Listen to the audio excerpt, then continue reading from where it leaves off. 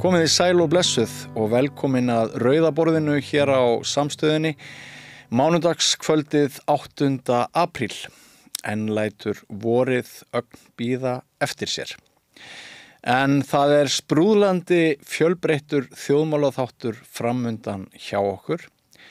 Undir lokin kemur Jón Gnarr, forseta frambjóðandi, leikari, grínisti og ég veit ekki hvað. Og ræðir ítarlega við Gunnar Smára það mikla ævintýri sem ansi margir hafa áhuga á þessa mundir, Bessastöðum. Nú, við fáum líka skólastjóra Hagaskóla, Ómar Örn Magnússon, sem ræðir við okkur málefni grunnskólabarna.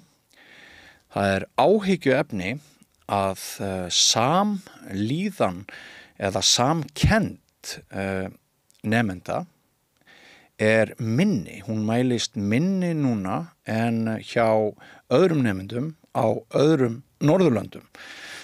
Og þetta þarfnast skoðunar. Við þurfum að velta fyrir okkur gildismati samtímans. Hvað til ráða? En eins og jafnan á mánudögum þá hefjum við þáttinn á pólitískri umræðu í lið sem við köllum þingið.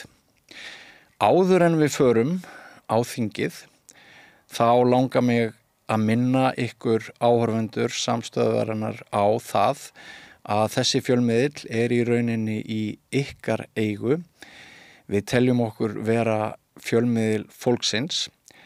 Gegn hóflegu mánaðarlegu framlagi getum við enn aukið við okkar þjónustu og ef þið farið inn á vef Samstöðvarinnar, samstöðin.is, þá þar hnappur merktur áskrift og því fleiri áskrifendur að okkar þjónustu, því meiri og vonandi betri þjónusta.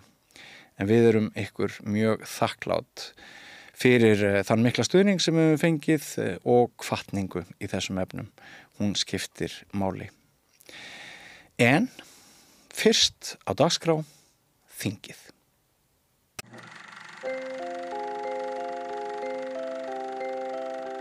Tíminn. Stundum virðist hann silast áfram. Stundum standa í stað og stundum eins og hann líði allt of hratt. Tíminn okkar dýrmætasta eign, því hann fáum við aldrei aftur. Þess vegna mikilvægt að nýta hann vel og selja hann ekki ódýrt. Við sættum okkur ekki við að tími sumra sé álitinn verðmætari en annarra og berjumst fyrir bættum kjörum. Fleiri augnablikum með fjölskyldu og vinum. Því augnablik lífsgæði. Lífsgæði sem við höfum barist fyrir í yfir 130 ár.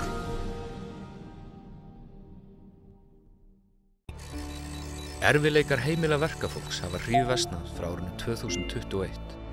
6 af hverjum 10 félögum í Eflingu eiga nú erfitt meðan á endum saman. Hvernig getum við réttlætt það? Efling stéttarfélag. Barátta fyrir betra lífi. Allir þættir Samstöðvarinnar fáanlegir á öllum helstu hlaðvarpsveitum.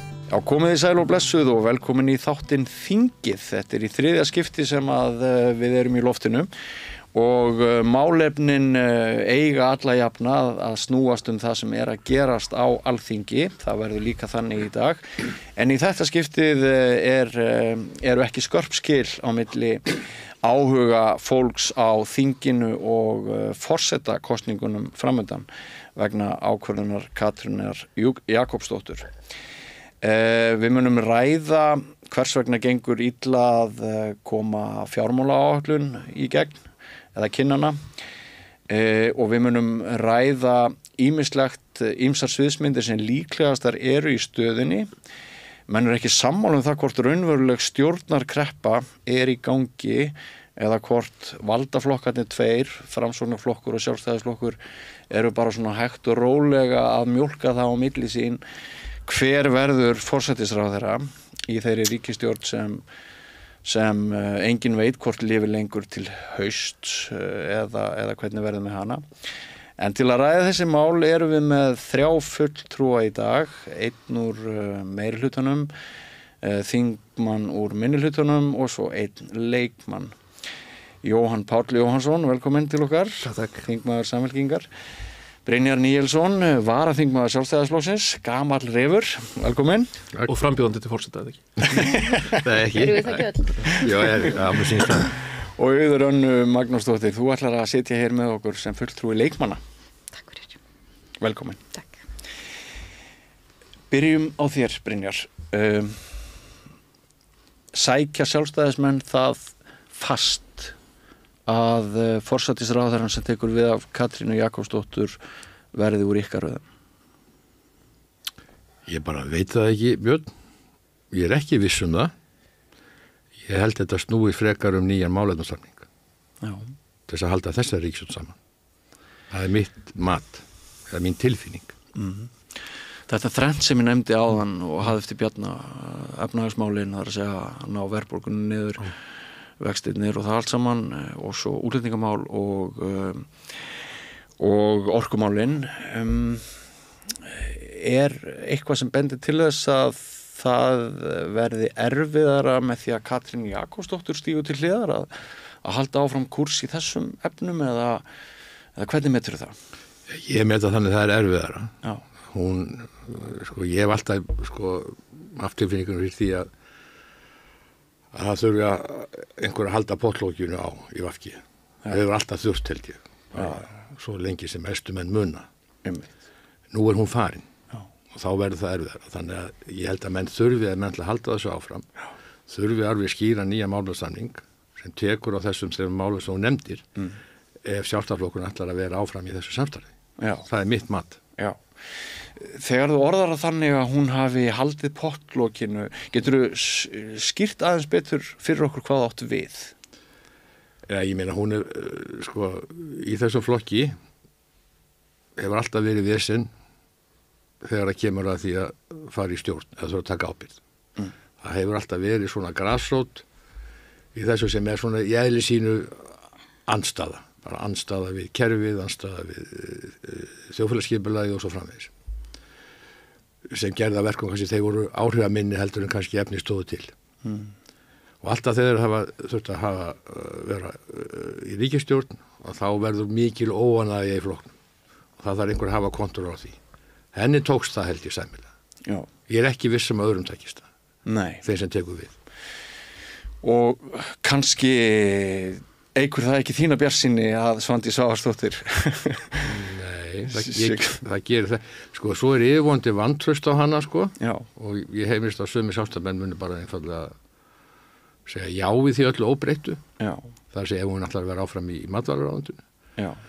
En þetta bara snúið að mínu viti. Við vitum nú þegar huga að minnskosti eins þingmanns Sjálfstæðisflokksins sem mun styðja vantraust á hana. Það Jón Gunnarsson, hann hefur sagt það opinberlega. Þú myndi gera það sjálfur ef þú værir kallaður inn á þing þegar greittir þið atkvæði vantraust og Svandísi. Eða hvað? Ég get nú bara ekki svarað því. Nei. En mér fannst þetta vísu mjög vont mál og svona versta mál sem ég sé svolítið í stjórnsýslunni mjög lengi. Já. En vantraust er nú svolítið mikið mál Þannig að ef menn alltaf farið það þá finnst mér þetta eiginlega að vera búið þetta samstarf Já, að það liðist í sundur stjórnarsamstarfið ef vantraust verður samþykkt á einn ráðherra. Ef einhver af stjórnarliðunum greiði með því Já, að það þurfi ekki meira til. Nei, ekki vissum þetta þá farið að molna mjög undan þessu. Já. Jóhann Páll, hvaða augum serð þú þetta? Já, talandi pottlokk hefur Bjarna tekist að halda pottlokkin á þessu manni hérna og Jóni Gunnarsinni og fleirum og þingmönnum Sjálfstæðisflokksins sem koma upp í hverju stjórnarmálinu á fætur öðru til að lýsa yfir andstöðu eða mjög ítarlegum fyrirvörum Ég held að þetta gangi svolítið í báðar áttir án þess að maður ætla að fara að koma VG hérna eitthvað sérstaklega til varnar En já, hvernig sé ég þetta? Ég held að þetta sé bara komið á ákveðna endastöð og að það birtist í því þegar bæði fjármálaráðherra fyrrverandi stekkur frá borði og nú forsætisráðherra. Þannig að ég held að að nú sé bara kannski best við hæfið mitt að það sitji einhvers konar starfsstjórn fram að kosningum. Metur það sem svo að það sé auknar líkur á kosningum í haust? Ég hef ekki hugmyndu það. Það er eitthvað sem þau verða svolítið að bara að kveða upp úr sko. Stjórna meiri hlutin. Hvort þau og það verður fróðlegt að sjá hvernig þessar viðræður þróast núna. Mér þætti það svona ákveðið niðurlæging fyrir Sjálfstæðisflokkinn ef enn og aftur einhver annar flokkur með forsætisráðuneyti þegar þau eru langstærsti flokkurinn í þessu stjórnarsamstarfi.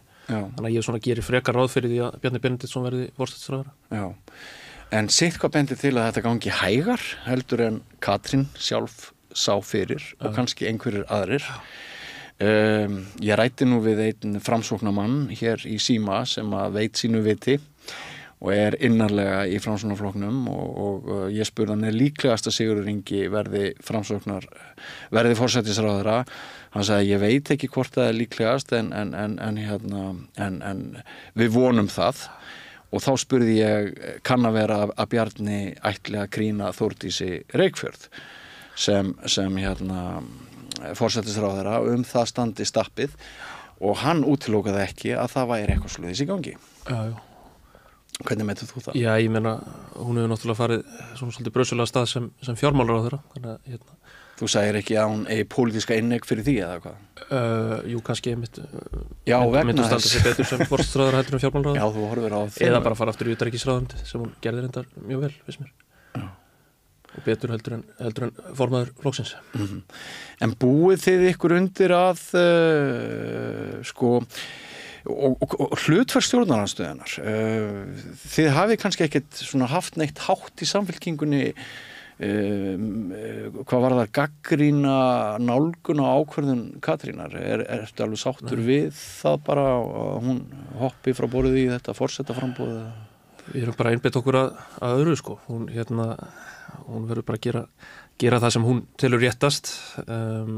Mér finnst þetta ágæti slagorð frá 1952, fólkið velur forsetan. Finnst ekki endilega við hæfi að alþingismenn séu með miklar yfirlýsingar það hver þið góður forseti og hver ekki. Ég held að sé líka ákveðin bjarnagreiði við Katrínu þegar hver stjórnmálamaðurinn á fætur öðrum að lýsa við sérstökum stuðningi við hana.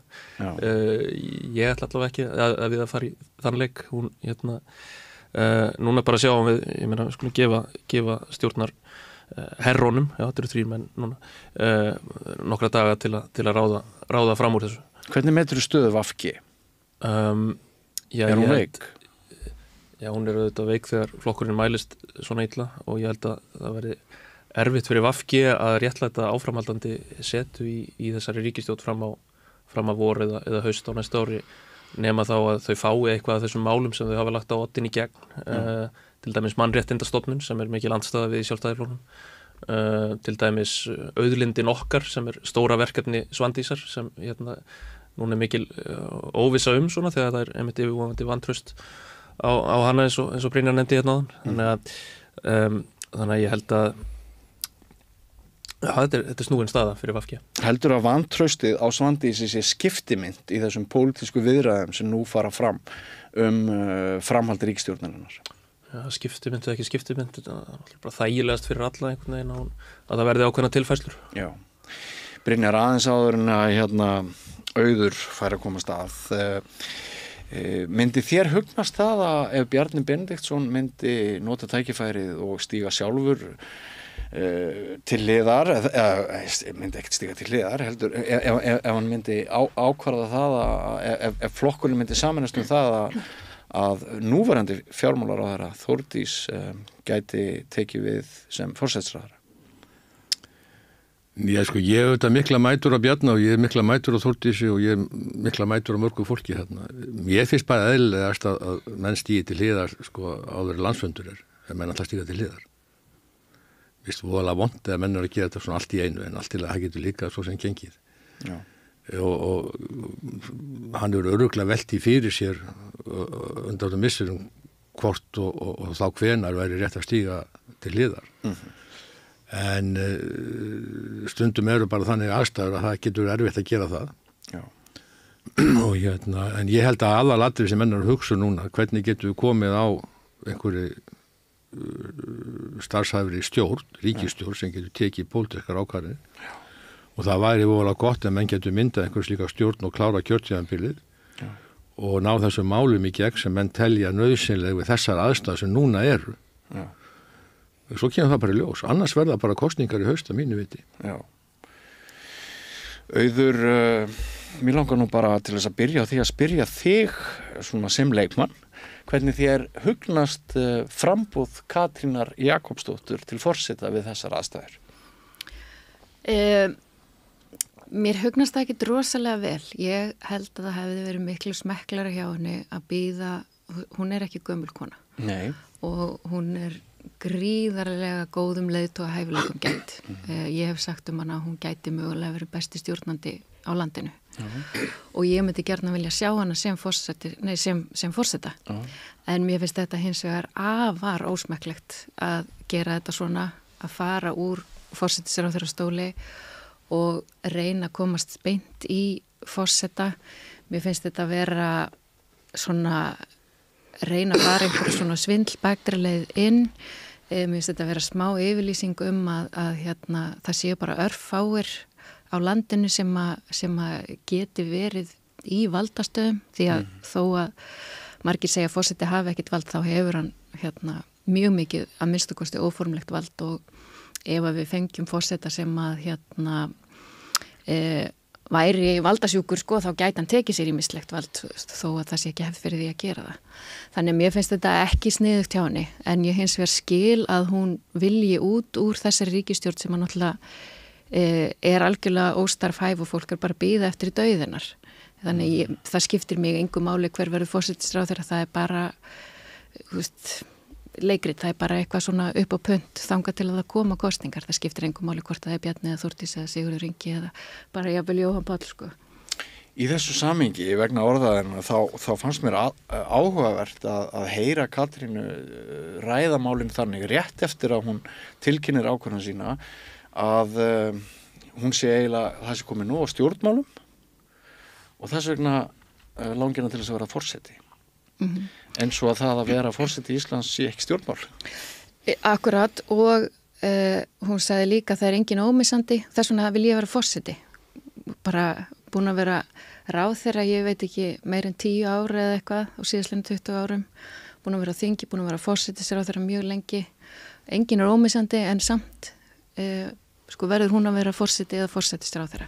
Mér finnst þetta ekki smekklegt. En ég myndi samt vilja fá hana sem forseta bara síðar. Mér finnst þetta ekki ganga sem svona, sko þessi atburðarás.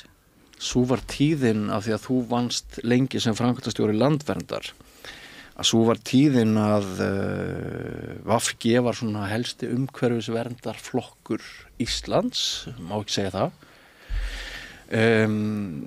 Gefur það eitthvað fyrir, ég veit ekki hver náinn tengslu hefur almennt við VG-liða, en gefur eitthvað fyrir það að þá kenningu sem að heyrist að Katrín hafi verið að bjarga vinstri grænum með því að stíga til hliðar sem formaður vegna þess fórnarkostnaðar sem hafi orðið með því að starfa með Brynjari og félögum hans í Sjálfstæðisflokknum. Er þetta líkleg tilgáta? Ég bara hef ekki hugmynd það, sko. Ég skil vel, hún hafi verið orðin leið á þessu því að það var náttúrulega bara ekkert að frétta og ekkert að gerast og í engin mál sem að komast áfram sem að raunverulega skipta máli. Það sem að kom mér og hefur komið mér bara eiginlega mest á óvart í íslenskri pólitík er þegar að Vinstri græn ákvað að fara aftur í þetta stjórnarsamstarf. Því að þau voru í stjórnarsamstarfi 2017-2021, þar sem að ýmsum hlutum á einhverjum sviðinu var lofað. Samstarfsflokkarnir stóðu ekki við það og VG ákveður samt að fara áfram í ríkisstjórn með sömu flokkum. Og það er rosalega skrítið og sýnir kannski að umhverfismálin hafa ekki verið í eins miklum forgangi og sko var látið lítið út fyrir. Já, við höfum að ræða orkumálina betur á eftir. En Brynjar, hver er svona tónn hins almenna sjálfstæðismanns núna? Er eitthvað hæft í því að þið hafi talað við Viðreisn og sumir vilji skipta Viðreisn inn í staðinn fyrir VG? Það eru auðvitað alls konar skoðanir innan Sjálfstæðisflokksins. Hver væri besti samstarfsaðilarnir og sitt sýnist hverjum. En ending verða alltaf bara þannig hvað getum við náð í einhverju málefnum sko, og með hverju mest. En þetta auðvitað bara svona svolítið sérstök staða núna og ómögulegt að segja sko hvernig þetta þróast. Það getur eiginlega allt gerst og ef þessi þáttur verður ekki syndufinn í kvöld, þá getur allt verið úrelt sem við segjum. Það gæti verið. Samt hallast nú flestir af því að það sé kannski ekkert mjög líklegt að næstu klukkustundir fá við nafn nýs forsætisráðherra. Eða hvað? Gæti það bara gerst hratt? Ég ekki viss það. Nei. Er það rétt ályktun hjá okkur að það einhver fyrirstaða þarna sem að menn voru ekki alveg vissir að yrði, sko? Nei, ég held að það allt verið ljós hvaða fyrirstöður eru. Það bara spurning, sko, hver vill gefa eitthvað eftir. Já. Og ná menn einhvern veginn saman. Þetta alveg ljós hvað áherslumunur á milli þessa flokka. Allan á milli VG og Sjálfstæðisflokksins. Já. Og ólík sín á svo margt. Já. Þannig að sko ég man alveg sko 2021 og þá voru margir sjálfstæðismenn mjög efins sem að fara áfram með VG því að það verður bara önnur málefni á dagskrá heldur var 2017 og aðrar áskoranir og þannig að og ég held að menn hafi reist svolítið sansbárið að þetta yrði erfiðara núna eins og hefur komið í ljós við þetta. Hvernig ætla menn að glíma við þetta? Ég bara veit það ekki og það kann að vera að það gæti komið einhver annar flokkur fyrir VG sem ég svo sem sé ekki alveg fyrir mig það væri endilega skári kostur, ég bara ekki svo sem nóg vel bara inn í því. Þannig að svona eins og þetta horfið með mér núna að þá finnst mér ekkert ólíklegt að verði bara kosningar í haust. Og ég held að Sjálfstæðisflokkurinn þurfi ekkert að kvíða því sérstaklega. Fylgið hefur verið fara niður og allt það og en þrátt verið allt hefur þetta í heildina litið sko nást ágætis árangur á svo mörgu leiti. En við erum svolítið strand akkurat núna.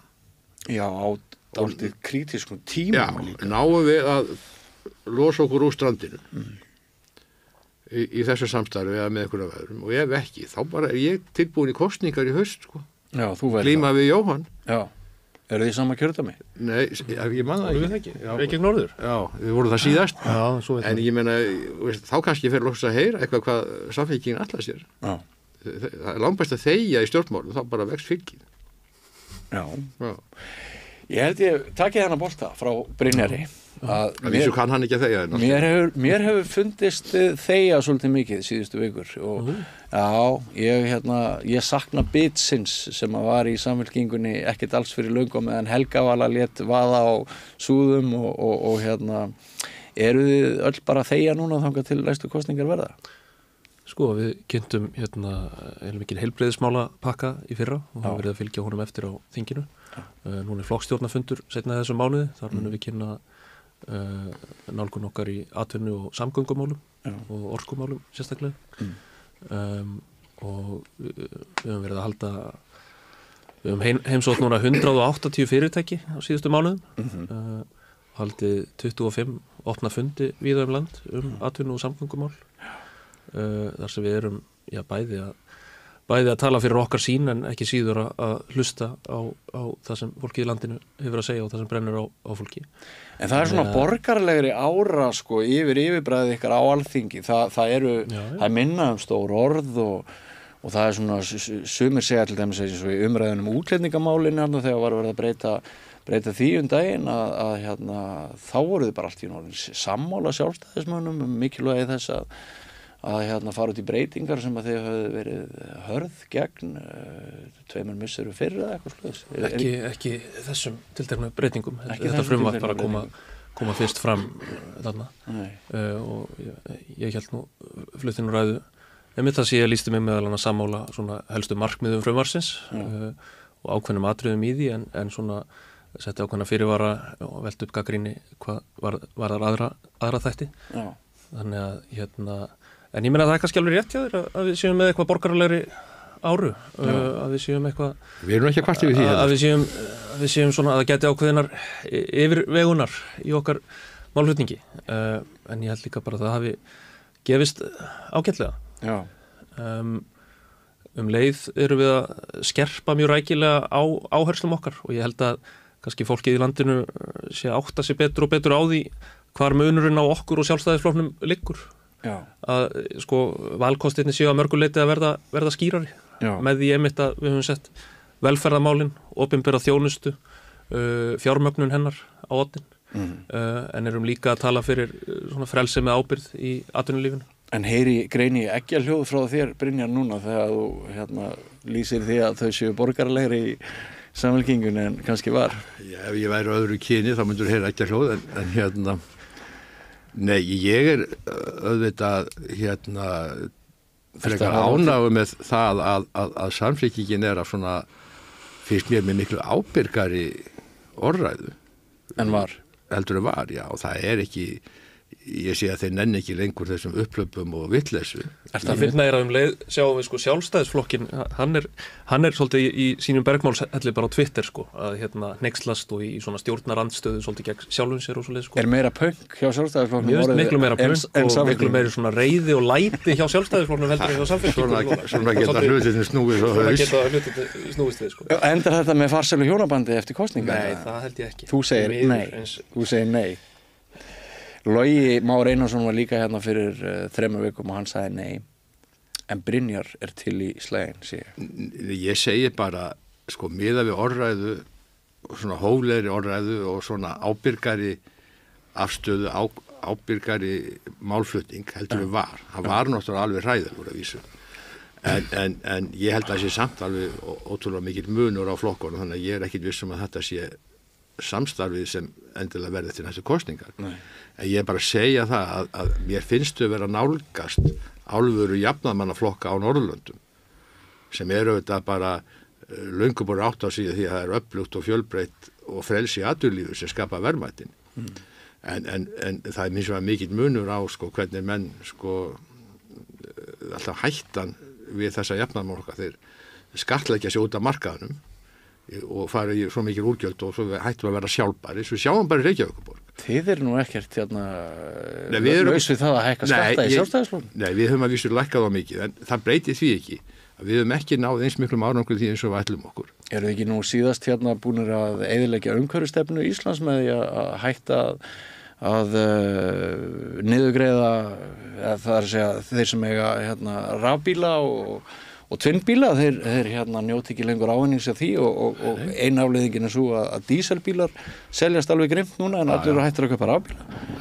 Já, ég meina, ég held að þetta snúist kannski ekki alveg það hvort hvort við á fleiri díselbílu núna í augnablikinu ekki, sko, ekki fyrir umhverfið eða heiminn, en ég bara að segja það að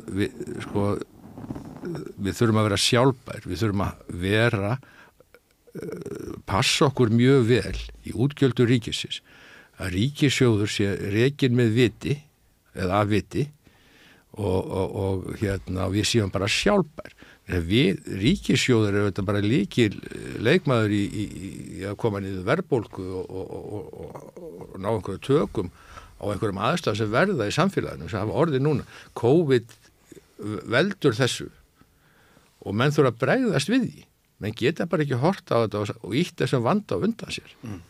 Þess vegna mjög mikilvægt að það fara að koma fram fjármála áætlun. Já, það sem komið þá skýrt fram einmitt hvernig þessar 20 milljarða útgjalda skuldbindningar verði fjármagnaðar. Einmitt, áður en við, það einmitt bara hálf mínúta í það umræðefni hérna, en átt þú þér einhverja drauma ríkisstjórn núna eða ertu eins og svo margir Íslendingar sko, við byrjuðum á því að missa trú á pólitíska stofnanir og ríkið, svo hrundi trúin á einstaklingana líka og einkaframtakið og ert þú eins og svo mörg okkar bara svona í lausu lofti, bara með bara svona sterka vantraust tilfinningu í brjóstinu, hvaða drauma, hvaða stjórnarsamstarf sæir þú fyrir þér að loknu kosningu sem jafnvel verði í haust eins og Brynjar að minna okkur á, það geti vel verið.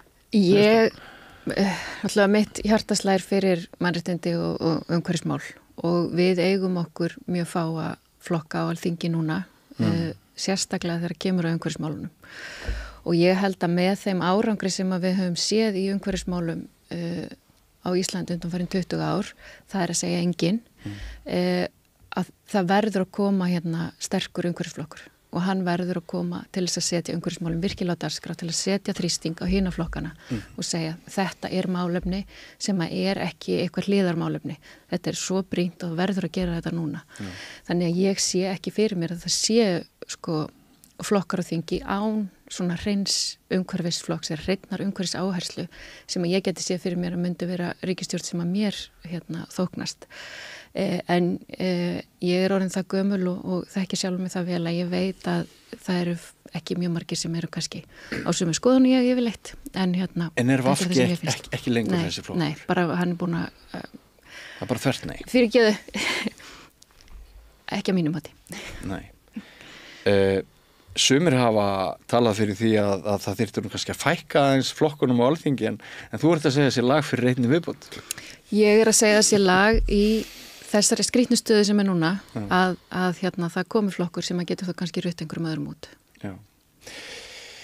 Heyrðu, fjármála áætlunin, Brynjar, getur þú útskýrt fyrir okkur af hverju gengur svona illa að ná einhverju samkomulagi þarna bak tjöldinum, hvernig skuli fjármagna það sem þarf að fjármagna núna, sem er ýmislegt? Það er bara svo mikill áherslu munur á milli flokkana. Getur þú aðeins skýrt það betur? Já, ég meina, sumir vilja auðvitað bara hækka skatta. Eru það Vinstri-grænir? Já, ég held það og jafnvel fleiri. Við horfum á þetta það sko að þú hækkar skatt og atvinnulíf með eitthvað svona aðstæður sko, þetta er alltaf spurning við hvað aðstæður að gera það. Þú hækkar skatt og atvinnulífi þá er allir bæði sko fólki sem vinnur þar og félögin að þá ertu kannski að ná einhverjum pening mjög tímabundið. Þú ert að tapa til lengri tíma, að verða minni fjárfestingar, færa fólki í störfum og svo framvegis. Þegar ríkið tekur alltaf sinn skera af öllu, bara öllu sem gerist, allt sem við gerum sko. Þannig að þú setur bara meiri deyfð yfir þetta. Þannig að menn þurfa aðeins að velta því fyrir sér að þessi skattahækkunar sko árátta, hún er ekki að skila neinu og ég held að með þess að vinstriflokkar í Evrópu eru búin að átta sig á þessu núna og eru að falla frá þessu og vonandi samfélkingin líka. Það eru líka til leiðir sem kallast niðurskurður. Ég er að tala um það. Ég tala fyrir niðurskurð. Hvar þá helst? Þú verður auðvitað að sko segja bara ok, nú er bara ekki peningur í þessu sem við eyðum auðvitað 20 milljarða í alls konar hluti. Hvar finnst þið fitulegi vera þykkast þannig að það mætti rýra það?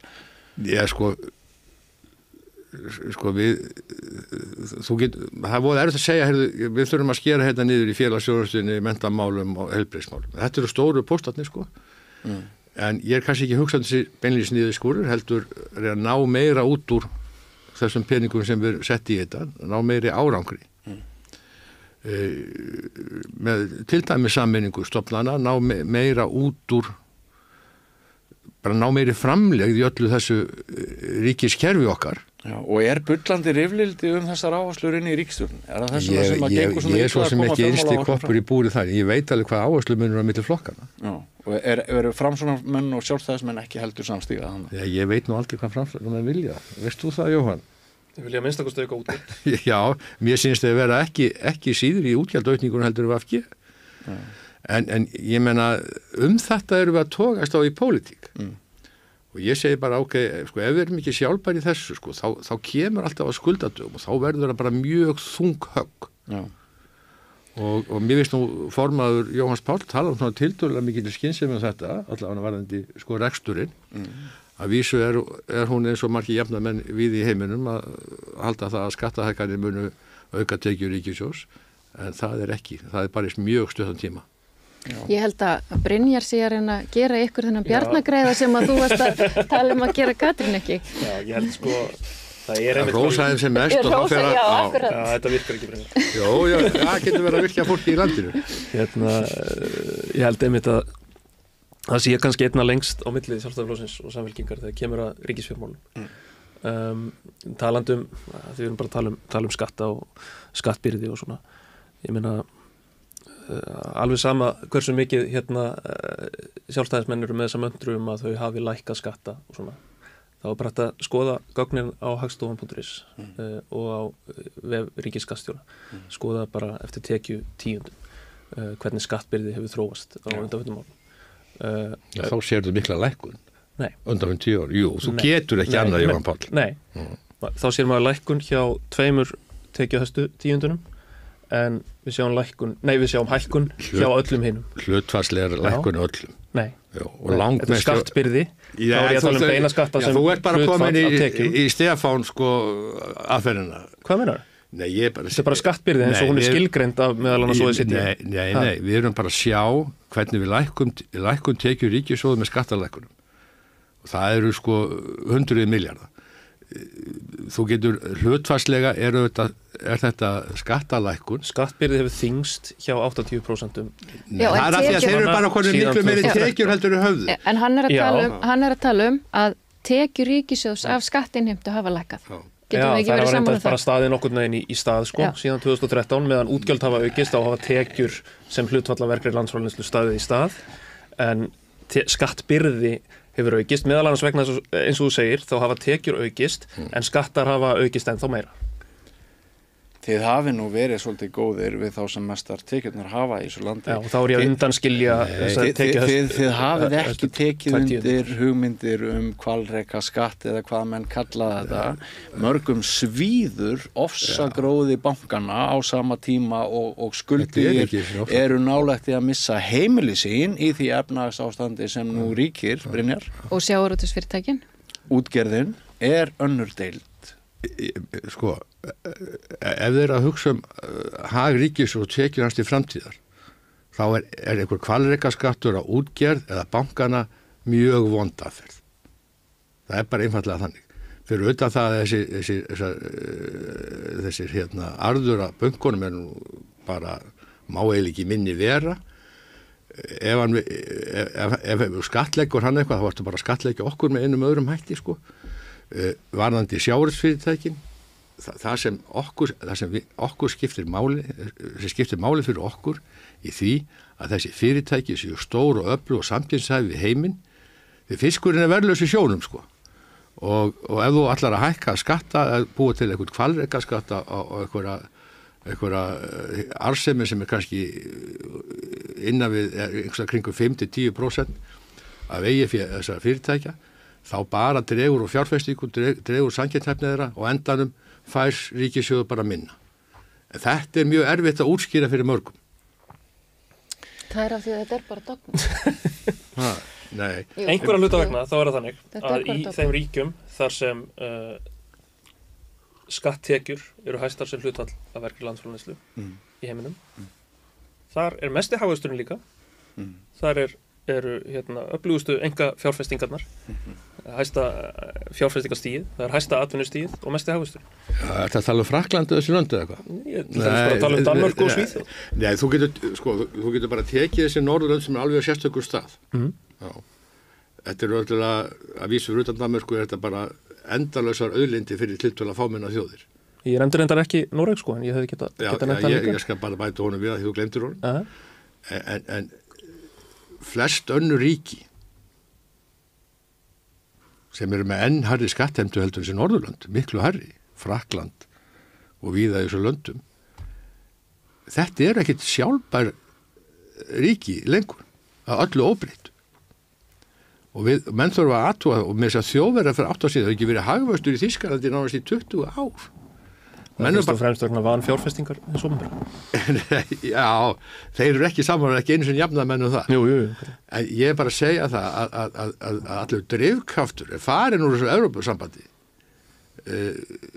Samkeppnishæfni Evrópuríkjana hefur bara versnað og hlutfalla hagvexti heimsins hefur dregið saman í Evrópu. Það er að því að þessi jafnamenn hafa verið alls ráðan til þar. En á sama tíma á þú vegur að Evrópusambandinu, þá vitum við það vel, Brynjar, að vextirnir sem við búum við hér í þessu landi og eru nú ansi margt að drepa.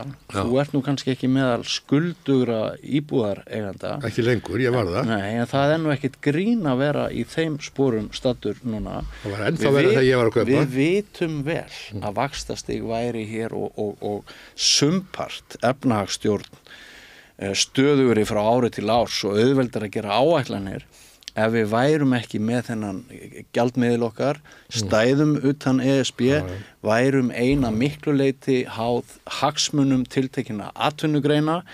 Það sannarlega stórt ákall hjá mörgum Íslendingum að taka upp evru eins og Samfylkingin vill. Já, og gangi Evrópusambandið. Hún vill reyndar ganga lengra. Ætlarðu endalaust að verja íslensku krónuna? Nei. Ég bara að segja það að þú ferð ekki með íslensku krónu nema gangi, með evru nema gangi Evrópusambandið. Það bara mitt mat. Það auðvitað kostur og galla við Evrópusambandið, sko. Þú getur örugglega fundið eitthvað kostum það, eitthvað slíka kost að við hérna, já, það gæti verið læri vextir, sem ég svo sem ekkit vissum, gæti orðið. Við skerum okkur náttúrulega algjörlega úr frá Evrópuþjóðum, öllum vestrænum Evrópuþjóðum núna, hvað var að vaxtamálin? Já, það bara núna í augnablikinu við sérstakar aðstæður. Því verðbólgan... það? Já. Ég engin sérfræðingur í þessu, en þegar ég bjó í Svíþjóð fyrir mjög lengur síðan, eða 15 ára síðan, þá var þetta líka svona miklu lægri vextir. Já. Það fínt að eiga pening á Íslandi, en það mjög vont að skulda á Íslandi. Það svolítið á þinni vakt. Það er mjög vont að skulda á Íslandi, hefur verið bara frá því æstu með munna. Já. En hérna, Jóhann Páll, orkumálin.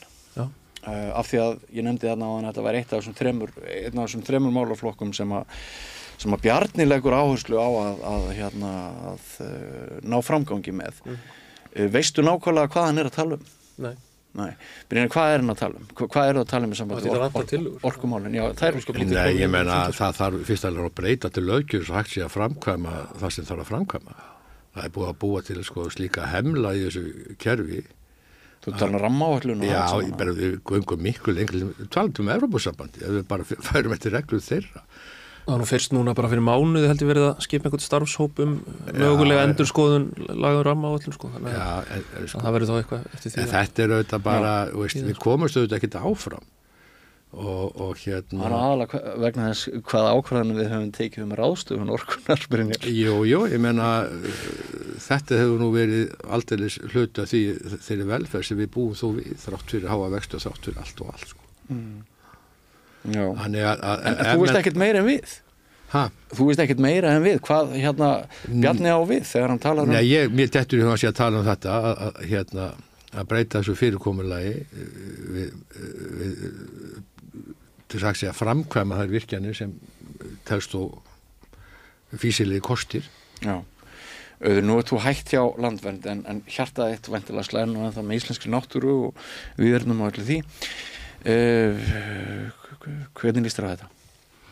Já, ég segi eins og Jóhann Páll það, ég veit ekkert hvað er verið að tala, sko. Nei. Þannig að, meðan við það sem að Brynjar að segja, þá væri það mikið ógjafurspor ef að við hættum með ákvarðanatöku eins og við höfum gert þetta með rammaáætlun. Umhverfisverndafólk hefur ekkert verið sérstaklega ánægt með rammaáætlun, en hún þó stjórntæki sem hefur virkað ágætlega. Þar faglega metið hvort að náttúruverndarhagsmunir eða virkjanahagsmunir eigi að vega hærra, hvort meiri hagsmunir af því að vernda viðkomandi svæði eða virkja það. Og þetta bara faglegt mat sem að fer fram af sérfræðingum og þeir komast að ákveðnu niðurstöðu sem Alþingi samþykkir. Þannig að þetta besta leiðin sem að við höfum til að ná einhverju sæmilegri sátt og lenda ekki í svona hræðilegum málum eins og Kárahnjúkavirkjun sem að við erum enn að súpa segið af. Þannig að ég held að það sé mjög mikilvægt að við höldum í rammaáætlun, þetta alltaf hægt að bæta stjórntæki, þetta stjórntæki og mannanverk. En nú maður að hitta fólk í orkugeiranum sem að heldur að við getum bæði haldið veldi sérfræðingana við líði, en pólitíska valdið að Alþingi sé bara eins og einhver bastardur þarna, þú ásakar orðalagi, það löngu orðið úrelt þetta, maður má ekki lengur segja bastardur, en þið skiljið hvað ég á við. Það mjög algengt einmitt að finna rammaáætlun og því kerfi allt til foráttu og það getur vel verið að það mætti gera ákveðna breytingar á lögum rammaáætlun og meðal annars horfa meira til loftslagssjónarmið og orkuskipta, eitthvað svoleiðis, sko. En stóri vandinn auðvitað sá að stjórnmálamenn hafi ekki fylgt þessum leikreglum. Það liðu hérna 9 ár án þess að samþykkt væri ný rammaáætlun. Þegar lög rammaáætlun kveða á að ráðherra leggi fram þingsályktunartillögu til rammaáætlunar á 4 ára fresti og þá með það að leiðarljósi að slík áætlun sé samþykkt á 4 ára fresti. Þannig að nú erum við í þeirri stöðu að já, það hefur bara orðið gríðalegt högt á þessu og stór hluti þeirra virkjunarkosta sem eru núna í nýtingarflokki rammaáætlunar eru í uppnámi vegna jarðhræringa. Þannig að kannski það eitthvað í þessa veru sem Bjarni er að tala en ég held að það hljóti nú að vera þokkalega breið samstaða það á Alþingi að það eigi að fylgja þessu ákvæði rammaáætlunarlaga að það sé lögð fram áætlun á 4 ára fresti út frá tillögum verkefna stjórnar þannig að ég sé ekki endilega að það þurfi eitthvað sérstaklega ríkisstjórn þessara 3 flokka til þess að fylgja þessu eftir. Svo eru þetta ég meina, það er inn í þinginu reyndar frumvarp að sameina Orkustofnun og Umhverfisstofnun. Ég þekki það ekki hvort það er mikið deilt um þetta innan stjórnarliðsins eða ekki. En ef þú kemst í ríkisstjórn eftir kosningar, ertu hrifin af þeirri hugmynd að umhverfisráðherra að sami aðilinn sé orku og umhverfisráðherra, sami einstaklingur? Já, mér finnst það ekkert endilega vitlaust Þér finnst það ekki endilega vitlaust? Að það sé sami ráðherra. Hvað finnst þér það? Bara eins og ég hef oft sagt að það er algjörlega út í hött. Þá er sama manneski sem á að standa fyrir því að vernda náttúru og eyðileggjana. Taka ákvarðanir náttúruvernd og eyðileggingu náttúru. Og það bara gengur ekki upp. Nema það sé þá einhver annar innan ríkisstjórnarinnar sem tekur að sér að vera málsvari náttúrunar. Og það er ekki allavega í þessari ríkisstjórn. Þannig að, nei, þetta er ekki góð hugmynd og kannski var þetta tilraunarinnar virði en við höfum síðan núna að náttúruverndin hefur þurft að líða fyrir þetta. Já, við höfum 1 mál óútkljáð. Já, gjör svo vel Brynjar. Áður og fer í annað mál, ég held að þessi rammaáætlun sé algjörlega úrelt og ég held að við höfum bara henda henni og ég er algjörlega móti því að það sé einhver vald sérfræðinga hvernig þetta er. Þetta er þetta bara pólitískar ákvarðanir. Það er á endanum pólitíkisræður. Já, það er gert ráð fyrir því líka. Já, en það er bara búið að einhvern veginn að koma því þannig að pólitíkin næri sér ekki fram nema þá bara að gera það með lögum, og ég... Pólitíkin ræður þessu alveg. Það er ástæðan fyrir því að þetta var ekki ágreitt. Það er pólitískar ákvarðanir, ekki sérfræðingarnir. Nei, það er bara... Þetta er bara búið að vera strand í þessu stjórnarsamstarfi. Já, það er út af þessi líka rétt, en það breytir því ekki að allir sem málsmeðferð með þeim hætti að það torveldar alla ákvarðanir. Það er ekkert hægt að ná neinu, það er ekkert að gera neitt. Þannig hefur þetta bara verið í meira en áratug. Og ég held að við þurfum að komast út úr því kerfi og segja að þetta er bara pólitísk ákvörðun, auðvitað höfum við eitthvað umhverfismat og sem einhverju sérfræðingur að sjá Ert þú þá ekki að tala meira leyfisveitingaferlið eftir rammaáætlun? Þetta er framkvæmdaleyfi alltaf. Það er svo annað, Já, en þetta held ég að menn þurfi bara einfaldlega að endurskoða, ekki bara þess að geta þá virkjað og nýtt þessa orku, þessa hreinu orku sem á að bjarga heiminum, heldur líka bara að flutta hana, Þetta er allt búið að vera fast í meira en áratug og við komum ekki áfram. Við getum ekki haldið því áfram. Það er góð ástæða fyrir því. Það er búið að taka low hanging fruits og líka svolítið high hanging fruits. Það er búið að virkja á þeim stöðum sem að sæmileg eða engin sátt hefur ríkt Það hefur ekki verið sátt hjá okkur neitt. Nei, og eftir eru gríðarlega verðmætt svæði þegar kemur á náttúruvernd. Og það er alveg ástæða fyrir því að fólk er hikandi við að taka þau til eyðileggingar. Varanlegar eyðilegging. Þetta er fyrst ekki varanlegt og þetta er ekki alltaf eyðilegging. Víst er þetta varanlegt og þetta er líka alltaf eyðilegging. Þess vegna erum við með þetta system. Brynjar, við erum náttúrulega komin í þá stöðu að með góðu og illu þá hefur ferðaþjónustan orðið svo stóru atvinnuvegur fyrir okkur að hún trompar samanlega hagsmunni útgerðar og stóriði. Af og frá.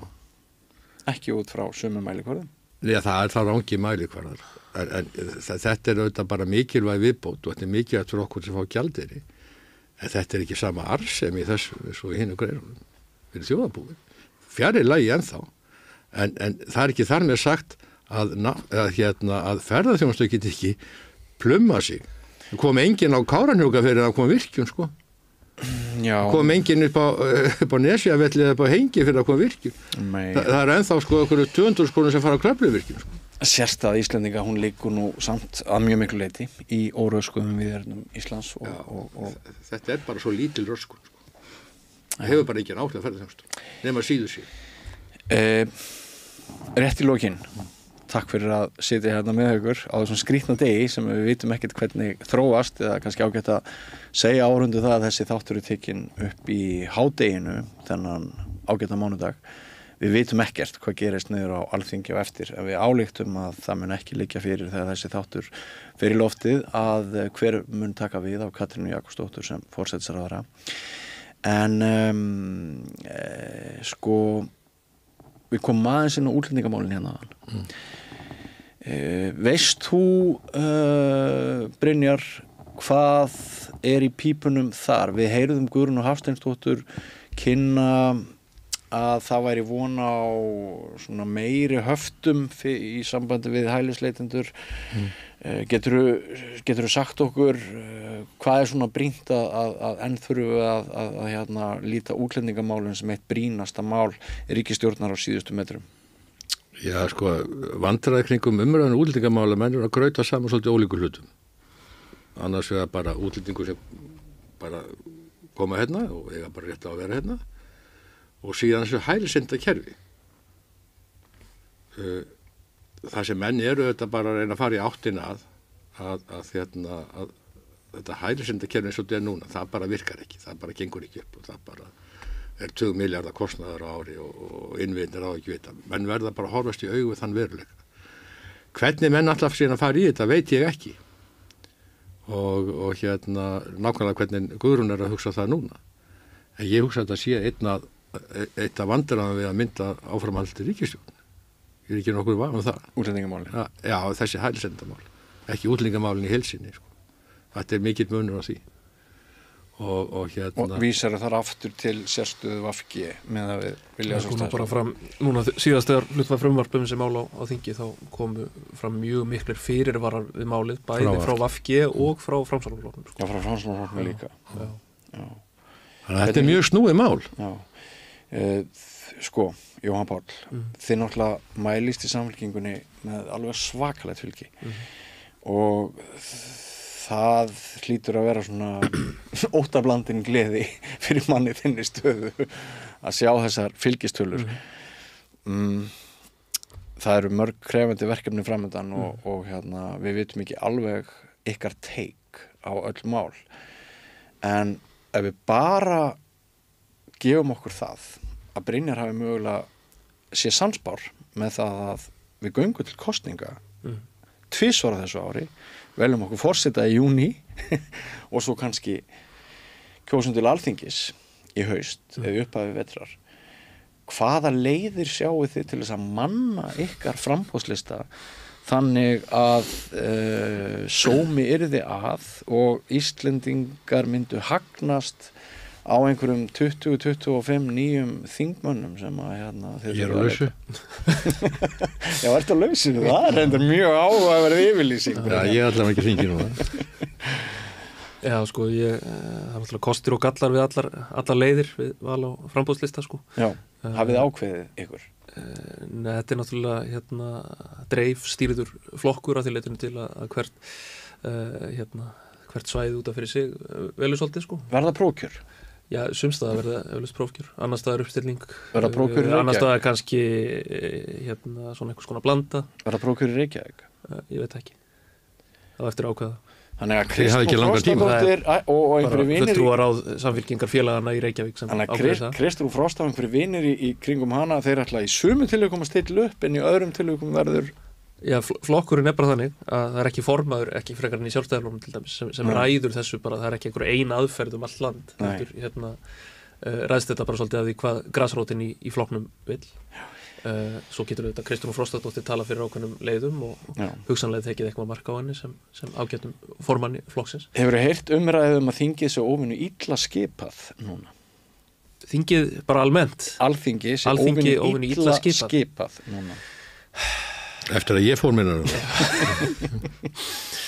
Nei. Ég heyrði þetta oft sem blaðamaður þegar voru fréttablaðinu. Já. Að það voru svona eldri þingmenn sem svo þingið óvinnu illa skipað. Það er alltaf Já, þannig. það ekki eldri þingmenn sko, sem fannst það best skipað þegar þeir voru þar sjálfur.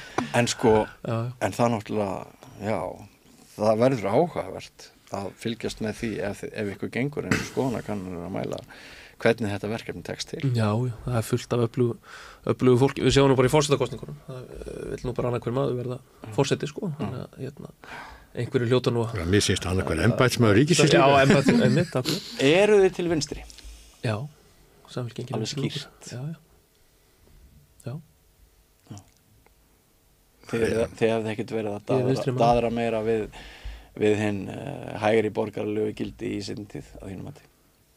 Já, ég vil nú meina reyndar að hægri borgaralegu gildi. Ég held að það sé nú ekki síst vinstri flokkar sem hafa haldið á lofti og haft svona forgöngu það að útvíkka einmitt það sem stundum er kallað borgaralegu gildi á síðustu áratugum og 2000-öldina. Það sé einmitt verkefni vinstri manna, sko. Að gefa þessum borgaralegu gildum raunverulegt og félagslegt inntak, sko.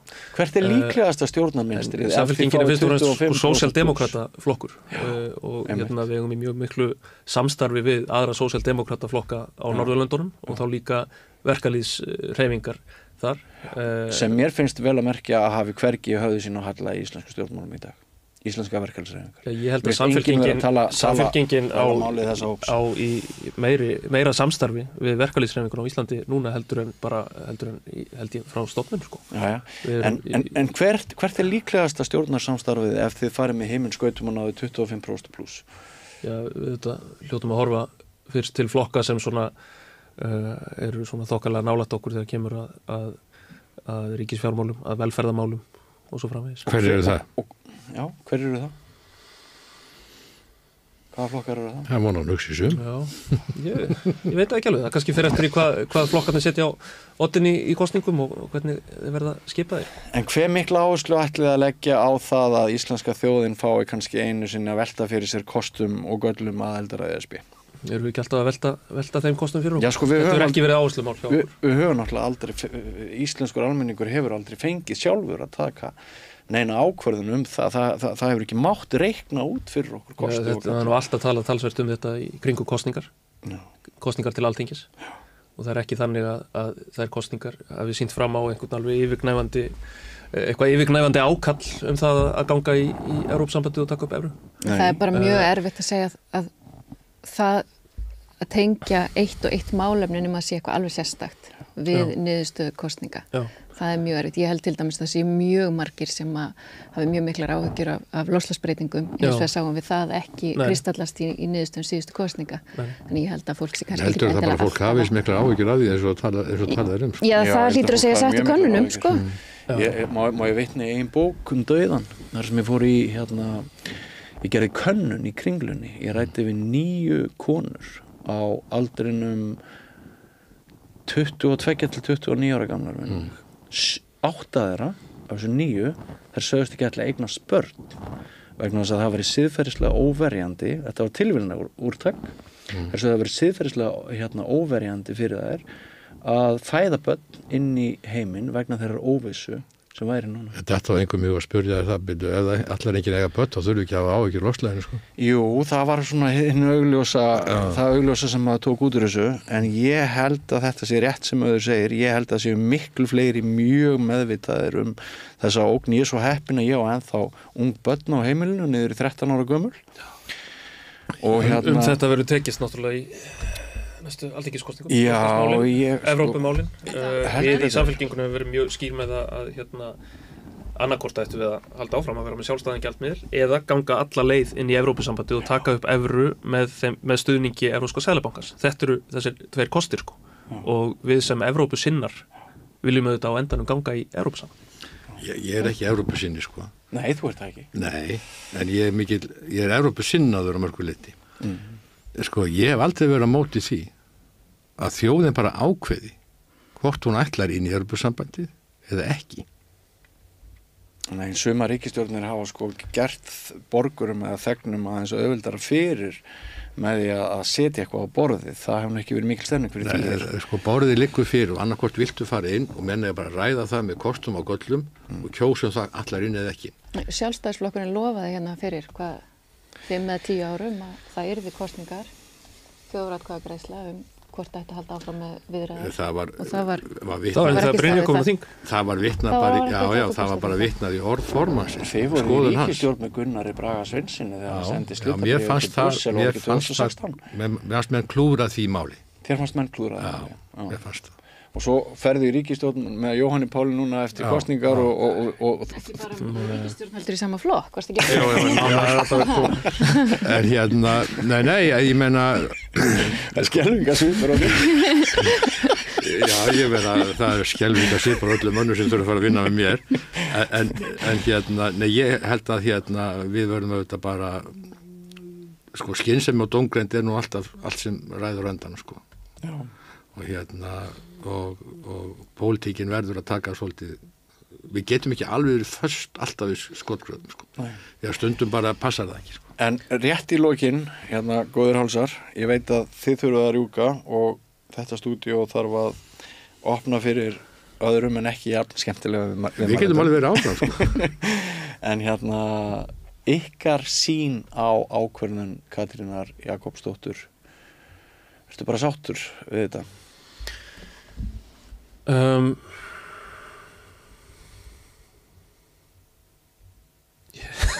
Ég veit ekki. Hún verður bara að gera það sem henni sýnist, það sem hún tilur réttast. En þú Brynjar? Sko, ég hef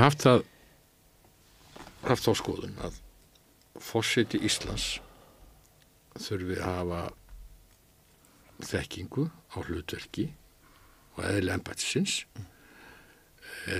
Ég líti það ekki sem valdastöðu, heldur mikilvægt samt við vissar aðstæður sem getur komið upp og haft ykkur áhrif. Ég get ekki annað sagt en að Katrín uppfylli þau viðmið mín. Og ef hún vil gera þetta, þá bara það þitt besta mál, alveg saman þú sem forsetaráðherra, þó hún væri bara sko hvað sem er. En hérna... En finnst þér ekki pínlítið fyndið að það eru aðalega hægri menn sem eru svo ánægðir með framboð Katrínar sem er formaður vinstri grænna?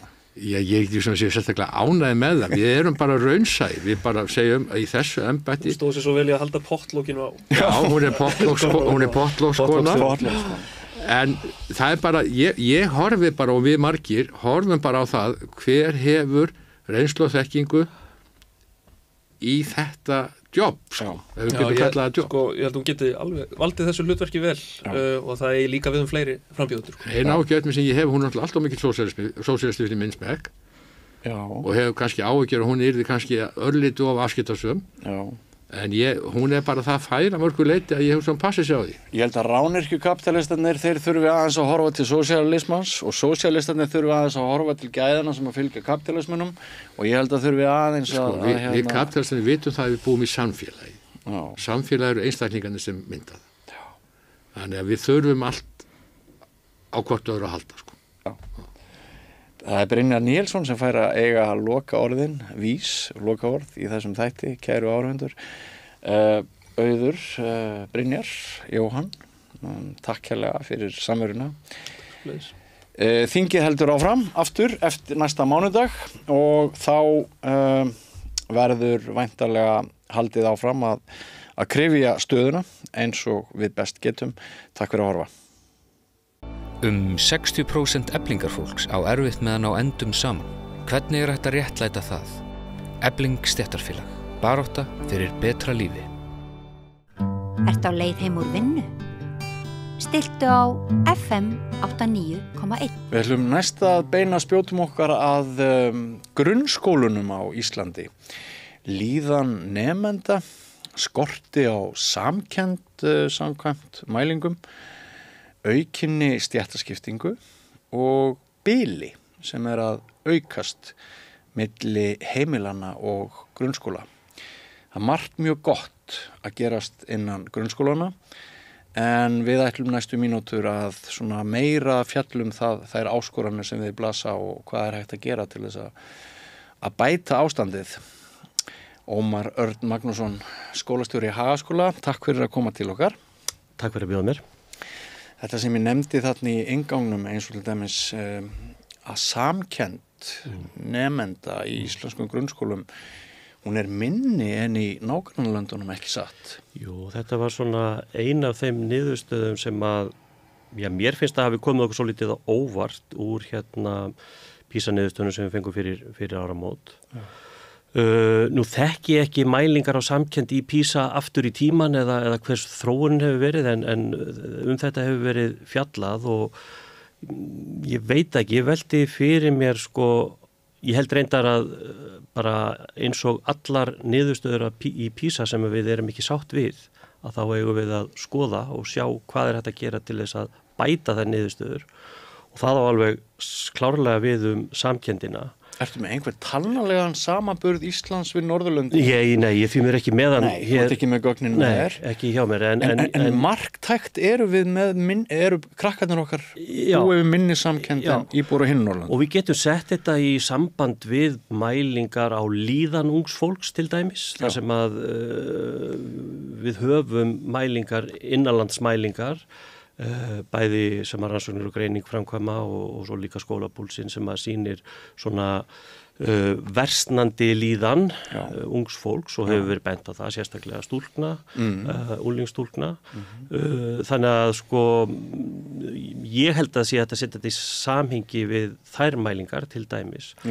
Og við þurfum að velta fyrir okkur hvað hægt að gera og hvað þurfum við að gera til þess að bæta þessar niðurstöður. Og auka samkennd. En við þurfum þá líka kannski að velta því fyrir okkur að hversu miklu leyti getur skólinn brugðist við þessu eða að hversu miklu leyti þarf einhvers konar bara samfélagslegt átak í því að bæta þessa hluti og aðra í PISA í sjálfu sér vegna þess að án þess ég ætla að fara að afsaka skólan, grunnskólan eða beina ábyrðinni eitthvað annað, að þá held ég samt sem áður að samkennd, læsi, skilningur á tungumálinu og flesta því sem að mælt í PISA þurfi að vera sameiginlegt verkefni skólans og samfélagsins alls.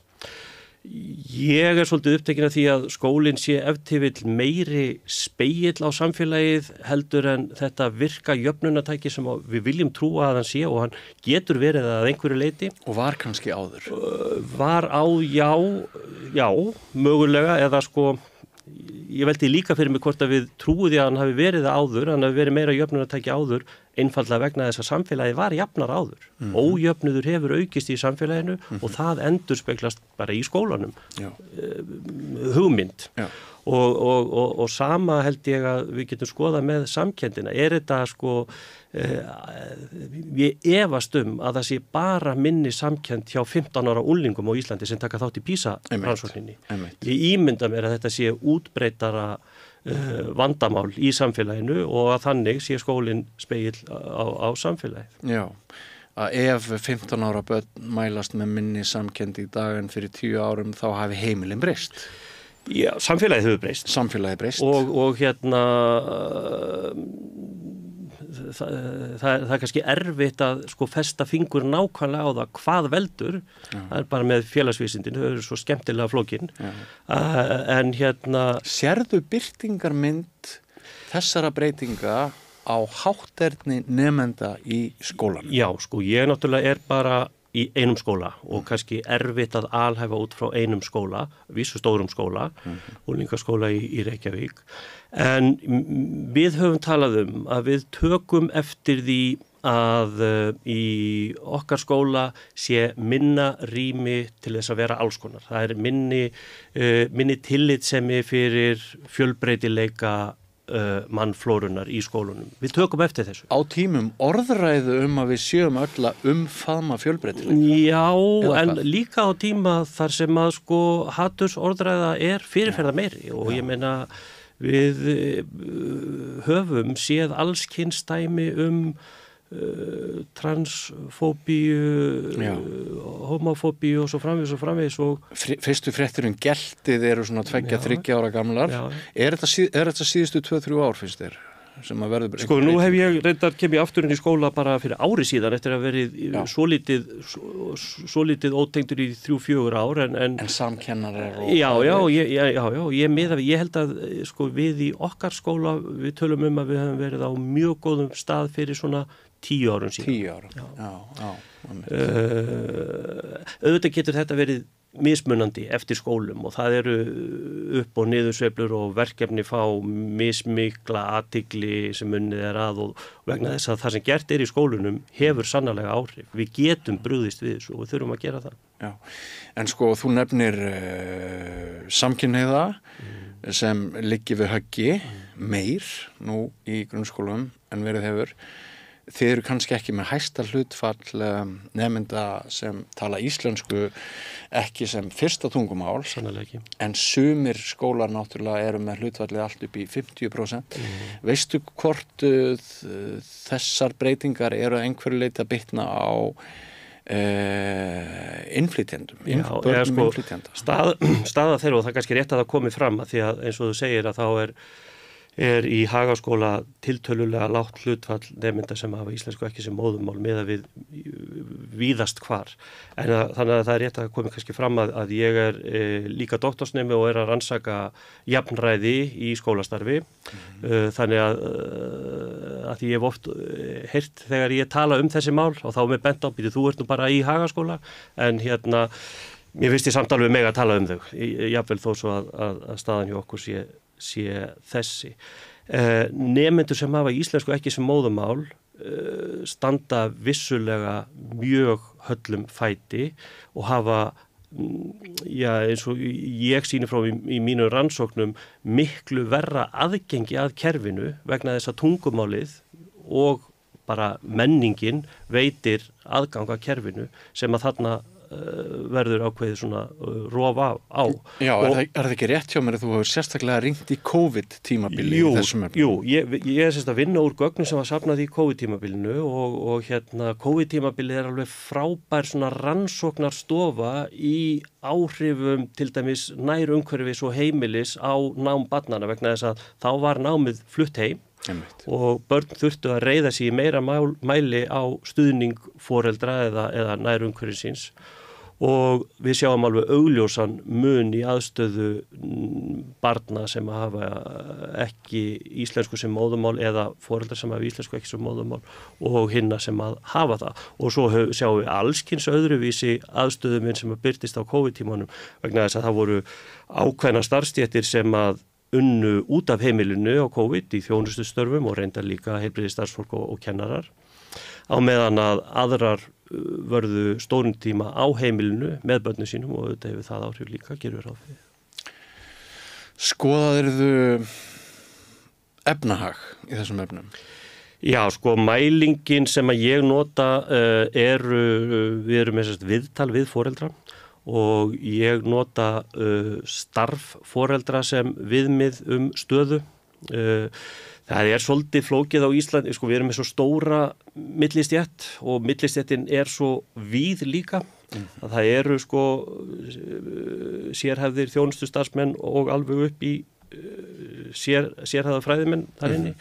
Þannig ég held að sé miklu gagnlegra að vera með svona fljótandi kvarða til þess að skoða félags- og efnahagslega stöðu fólks. Já. Svo notum við þetta líka bara allskyns atriði sem koma fram í viðtalunum stöðu fólks, tungumálabakgrunn og sjálfsögðu og ýmsar aðstæður á heimilum og þess áttar. En sko tungumálið og skortur og kunnáttu á tungumálinu veldur aukinni stéttaskiptingu ekki satt. Það það sem ég að skoða. Og ég ekki bara að skoða þá sem hafa íslensku ekki sem móðurmál, þetta líka bara þá sem hafa íslensku móðurmál sem hafa misgóðan aðgang að kerfum í gegnum tungumálið. Já, þannig að börnum á Íslandi er mjög mikilvægt að búa við sterkt bakland. Alveg klárlega og þetta færir okkur bara aftur að fyrsta punktunum að PISA, hversu mikilvægt vegna þess að það sem PISA mælir í grunninn skilningur okkar á tungumálinu, lesskilningur á fjölbreytta vegu sem bara skilningur á tungumálinu og þá komum við bara aftur að því hversu mikilvægur skilningur á tungumálinu að sjálfsög ekki bara fyrir einhverja mælingu í PISA, heldur bara fyrir þátttöku okkar í samfélaginu og möguleika okkar til þess að hafa aðgang að kerfum og skilja það sem í gangi og þannig ég held að ekki, það er bara augljóst að við þurfum að taka þetta alvarlega og okkur hefur tekist í umræðinu núna frá því fyrir áramót að fara ekki að benda, þessi þarf að gera meira eða hvernig það er. Við höfum samt sem áður ekkert komist að einhverju niðurstöðum hvað þurfa að gera. Ég held að við þurfum að líta á þetta sem svona stórt samfélagslegt verkefni. Skólinn þarf alveg klárlega að gera sitt. Ég held að það sem að væri mikilvægast að skólinn gerði er að hann reyna að ná fókus á mikilvæga verkefni í skólunum. Við búum við rosalega opna aðalnámskrá og það eru margir kostir í því, býður upp á allskyns fjölbreytileika og mikla sköpun og svo framvegis. Ég held að sé samt sem áður mikilvægt að við höldum skýrum fókus á það sem að skiptir mestu máli og höfum það bara læsi og tungumálið, veljaða nemenda. Ég held að samfélagið allt þurfi líka að taka þátt í þessu, þó ekki væri nema bara að viðurkenna mikilvægi menntunar og við séum sammála það. Þá getum við náð árangri. Við þurfum líka að gefa svigrúm og svona samþykja að það sem að fer fram í skólunum skipti máli og sé mikilvægt. Að foreldrar séu þáttakendur í því. Það hefur orðið svolítið rof, ég held reyndar eins og nefndir áðan, bæði bara erum við að koma út úr COVID-tímabilið þar sem að foreldrar voru náttúrulega bara lokaður út úr skólunum og það er greinilega svolítið átak að byggja það upp aftur og ég lít svo að við séum í því og þurfum að vera mjög meðvitið í því að það gangi vel. Vegna þess að við höfum sýnt fram á það eins og til dæmis með forvarnarverkefninu í kringum hvenær var það 2000, 95-2000 þegar að var ákveðið að berjast gegn úlingadrykkju og okkur tókst á 15-20 árum með samstilltu átaki að ná sko gríðarlegum árangri þar. En það var ekki einhver einn aðili sem að syndi því, heldur var þetta samstillt átak skólana, frístundamiðstofana sem voru byggðar upp á þessum tíma og eldar mjög mikið og syndu mjög veigamiklu hlutverki, foreldra sjálfsögðu og með peningum frá ríki og sveitafélögum og íþróttafélögum kom inn í þetta og skátar og félagasamtök sem heldur skipti mjög miklu máli og svo bara líka þessi svona bara samfélagslega hugmynd að við viljum gera þetta. Við ætlum ekki að sætta okkur við úlingadrykkju og við þurfum að gera það svolítið núna. Við þurfum bara að segja við ætlum ekki að sætta okkur við það að tungumálið okkar sé einhvern veginn að verða undir. Nei. Ef að það er. Sko, svo er annað sem ekki hefur fengið mikla umfjöllun úr PISA-könnuninni sem að mér finnst kannski einnar messu virðið að ræða. Það er hlutfall svokallara afburðanemenda og þeirra sem eru svona að standa sig betur í skólanum að þar eru við líka í vanda, ekki satt? Jú, við getum skipt PISA-þrepunum, hæfni-þrepunum í svona grófum dráttum í 3 stig og hugsaðan bara þannig að nemendur sem ná ekki grunnfærni er á næsta stiginu, svo erum við með grunnfærnistigið sem er svona hæfni náð eða eitthvað þess að þar og svo 5. og 7. þrepi sem er það 3. þrepið sem eru nemendur sem ná afburðarfærni og auðvitað viljum við vera með stóran hluta nefnda, við erum töluvert fyrir neðan samanburðarlöndin hvort sem við erum að miða okkur við OECD eða Norðurlöndin í þeim flokki. Aftur sko held ég að við verðum að líta á þetta bara sem samfélagslegt verkefni en samt sem áður höfum við líka til þess að styðja við hlutverk okkar skólana í þessu nýlega norræna rannsókn á kennsluháttum, kvintrannsóknin sem að niðurstöður hennar byrtist bara núna í haust, það er sérstætt Quality in Nordic Teaching, eitthvað þess að þar og hún fjallar sérstætt það sem gerist inn í skólastofunni og þar kemur meðal annars fram og þetta könnun meðal nemenda á úlingastigi, man ekki alveg nákvæmlega hvaða árgangar þetta eru, en þar kemur meðal hans fram að svona vitsmunalegar áskoranir í skólastofunni séu ekki nægilega miklar á Íslandi, það að þeir eru minni en á hinum Norðurlöndunum sem taka þátt í könnunni. Eru þetta ekki svolítið alvarleg tíðindi? Jú, þetta alveg klárlega eitthvað sem ég held að sé mjög mikilvægt að við bregðumst við, og þannig erum við að tala eiginlega í fyrsta skipti þannig erum við með svona ákveðna þætti sem við getum brugðist við vegna þess að mér finnst okkur ekki hafa gengið vel með að tala við þurfum að bæta læsi og þá segja miðaldra eða rúmlega miðaldra menn bara að það bara gerir þetta eins og þegar ég var í skóla.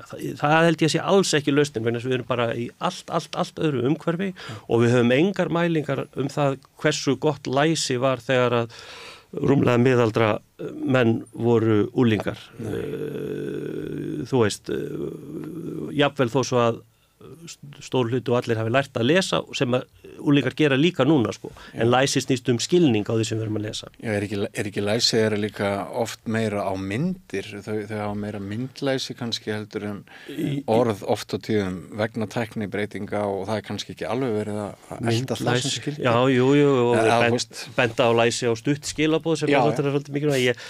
Ég veit ekki, ég held að stutt skilaboð það sé hætt við því að þau séu innihaldsrýr en aftur að kvint vegna þar kemur þetta meðal annars fram að hluti nefnd að fá ekki nógar áskoranir í skólastofunni og það ekki eins og við viljum hafa það. Það kemur fram að á hinum Norðurlöndunum sé miklu meira byggt á samræðu í skólastofunni sem við þurfum að bæta og auðvitað þetta könnun sem gerð á, ég man ekki x mörgum kennslustundum á hverju Norðurlandana þannig ég held að við séum alveg sannarlega með dæmi skóla hér á Íslandi það sem til fyrirmyndar, það sem við getum lært af og lært af hvort öðru eða litið til hinn á Norðurlandana þar sem þetta kemur vel út. Ríkir svo leyndi yfir því hvaða skóli stendur sér betur en annar? Já, það gerir það. Er það að tala PISA? Já, ég meina bara, já. Já, almennt, það hefur verið bent á, í PISA það vegna þess að þar verið að mæla kerfi og það lögð fyrir, þetta svona hringekja verkefna eða prófa, þannig að það getur verið svolítið tilviljanakennt hvar verkefni lenda á skóla. Er ekki rétt skilið hjá mér að önnur Evrópulönd hafa þessar? Ég þekki það ekki, en ég veit að þetta var gert hérna á Íslandi eftir PISA líklega 2012 frekar en 15 og þá man ég að við í Hagaskóla fengum niðurstöður niður á skóla, við erum náttúrulega bara mjög stór skóli þannig að það mætti kannski segja að það væri marktakar niðurstöðu þar og ég man að þegar ég bar þær niðurstöðu saman við OECD meðaltölin þá var niðurstaða Hagaskóla sem ég ímynda mér að sé topp 2-3 skóli á Íslandi á pari við meðaltalið í Póllandi. Við viljum ekki við viljum bera okkur saman við bestu skólana í Póllandi væntanlega. Þannig að ég held við bara taka þessar niðurstöður alvarlega og það er hægt að benda á ýmislegt í prófunum eða framkvæmdin hér sé einhvern veginn öðruvísi en annars staðar en við höfum samt sem áður þessa þróun jafnt og þétt niður á við og hún lýgur ekki, ég meina. Ertu með einhverja teóríu að hve miklu leyti ef einhverju við getum kennt tæknibreytingum þetta, samfélagsmiðlunum og því öllu? Nei, þetta pínu jarðsprengjusvæði en mjög, og ég held að það sé bara algjörlega komin tími til þess að við ræðum þetta. Og ég heyrði nú bara á leiðningað umræður í útvarpinu akkurat þetta. Og ég held að það sé mjög mikilvægt. Ég rifja stundum upp að einmitt þegar ég var í bílnum fyrir svona 10-15 árum síðan eitthvað að keyra og það var að tala lífvísindamann klónun dollíar eða ég man ekki hvað það var og útvarpsmaðurinn spurði þennan fræðimann hvort þetta væri nú ekki svolítið inngrip í einhverja náttúrulega eitthvað og pínulítið hættulegt og hann sagði já, það má svo sem alveg segja það en ég held við ættum samt sem að fyrst að gera okkur grein fyrir því að núna í gangi einhver svakalegasta tilraun á samfélögum með samfélagsmiðlum og við vitum ekkert hvert að leiður okkur. Nei, og maður upplifir alveg, ég sem foreldri barna, ég og yngst 13 ára, ég hef upplifað mikinn vanmátt gagnvart eigin dómgreind að þegar maður elst upp við allt þar að veröld þá veit maður ekki hvað í lagi og það hafa svolítið verið misvísandi skilaboð úr svona umhverfunu. Ég er að verða afi og dóttir mér sagði við mig þetta barn og þið verða að standa með okkur því þetta barn á ekki að alast upp við svona róun með skjám og ég sagði við henni, ég vona nú bara að við séum búin að gera tilraun á síðustu kynslóðinu með þetta og það verði eitthvað ég veit ekki hvað ég getur kallað það afturhvarf eða einhver þróun eða þannig að ég kalla eftir umræðum þetta en ég treysti mér ekki til þess að skera úr rétt og rangt. Við höfum verið í verkefni í Hagaskóla þar sem að við ætlumst til þess að nemendur séu ekki með símana uppi við í skólanum. Það þarf töluvert mikla eftirfylgni. Mér skilst að við höfum náð bara töluvert árangri núna í vetur með það að símar sjást ekki í kennslustofunni. Sem að er alveg umhugsunarvert það þarf samt að benda nemyndum á reglulega og við gerum það bara. Framkvæmdastjóri Geðhjálpar ræddi hér mál við mig fyrir 2 vikum sennilega.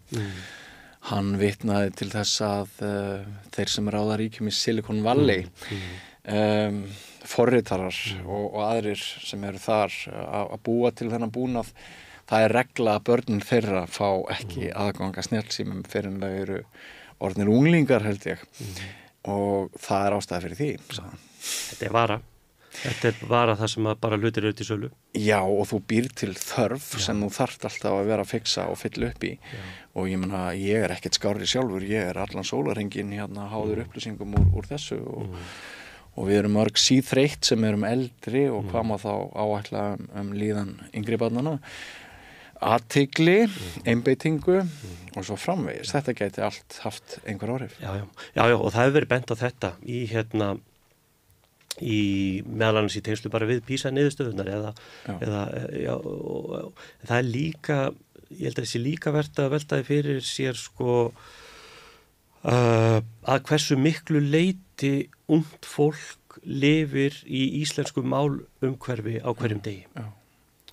Og þá held ég að skipti bara til dæmis höfuðmáli að við foreldrar setjumst niður með börnunum okkar þó ekki væri nema matmálstímum eða eitthvað þess áttar og tölum saman.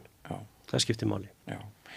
Að þú nefndir námskrána á þann. Fer einhver kennsla fram í grunnskólum Íslands núna dygðir og heimspeki og hvað svona gæðir lífið æðri tilgangi en annað sem gæti haft áhrif á hugmyndir okkar samkennd og samfélag og slíka hluti?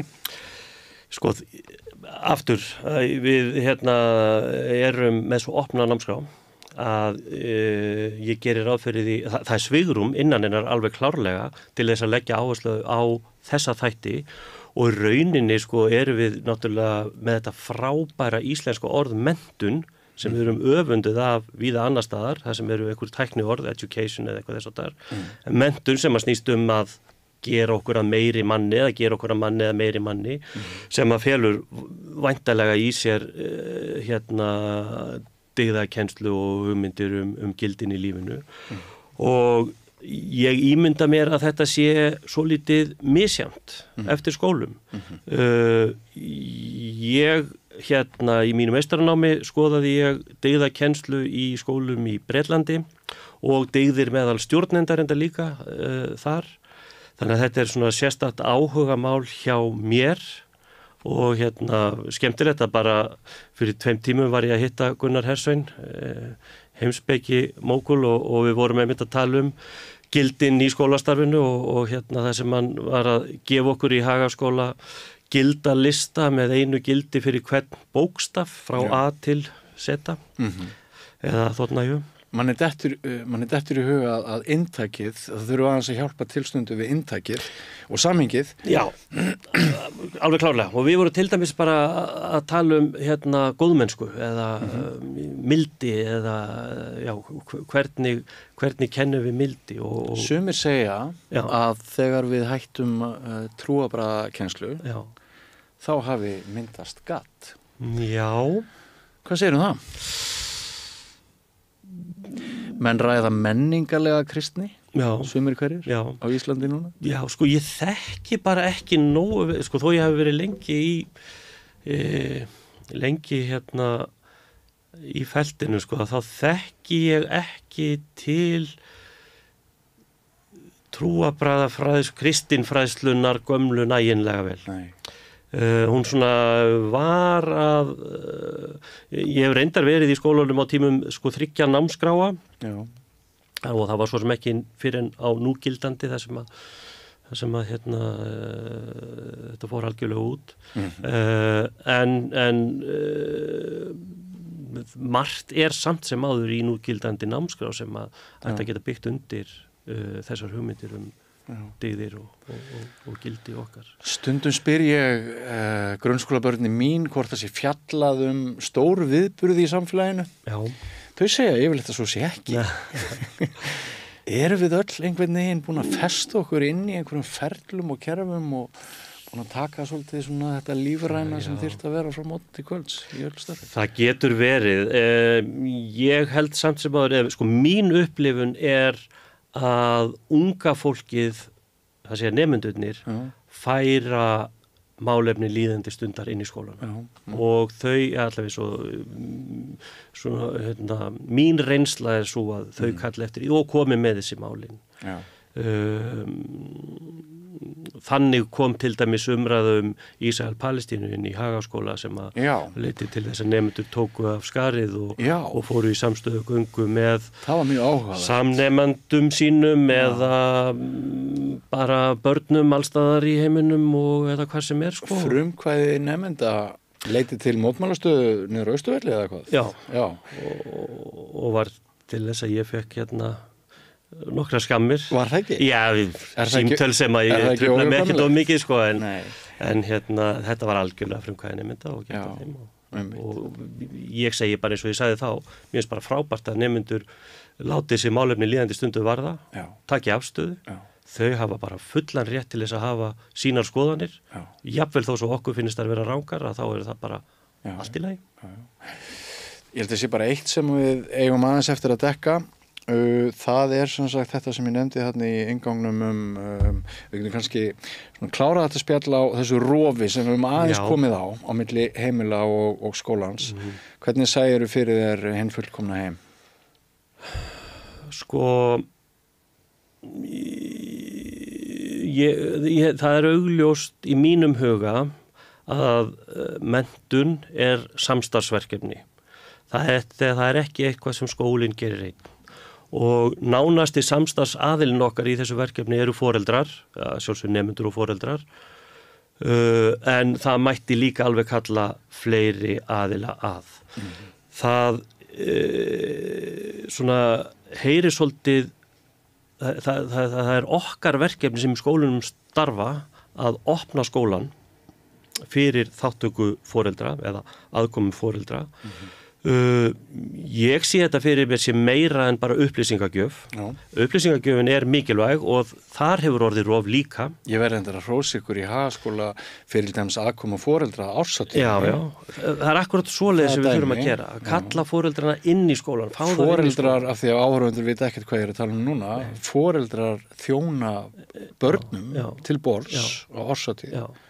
Og við viljum fá foreldra í svona jákvæða þáttöku í skólunum vegna þess að í öllum skólum eru foreldrar sem kannski voru ekki í skólanum barnana sinna og þekki ekki til bara aðstæðnaðar eða hvernig hlutinir eru fyrir utan að margt hefur nú breyst síðan að foreldrar voru í skóla. Það eru líka í foreldrahópnum foreldrar sem voru í skóla og hefa kannski ekkit góðar minningar þaðan og við viljum kynna þá fyrir skólunum eins og hann í dag.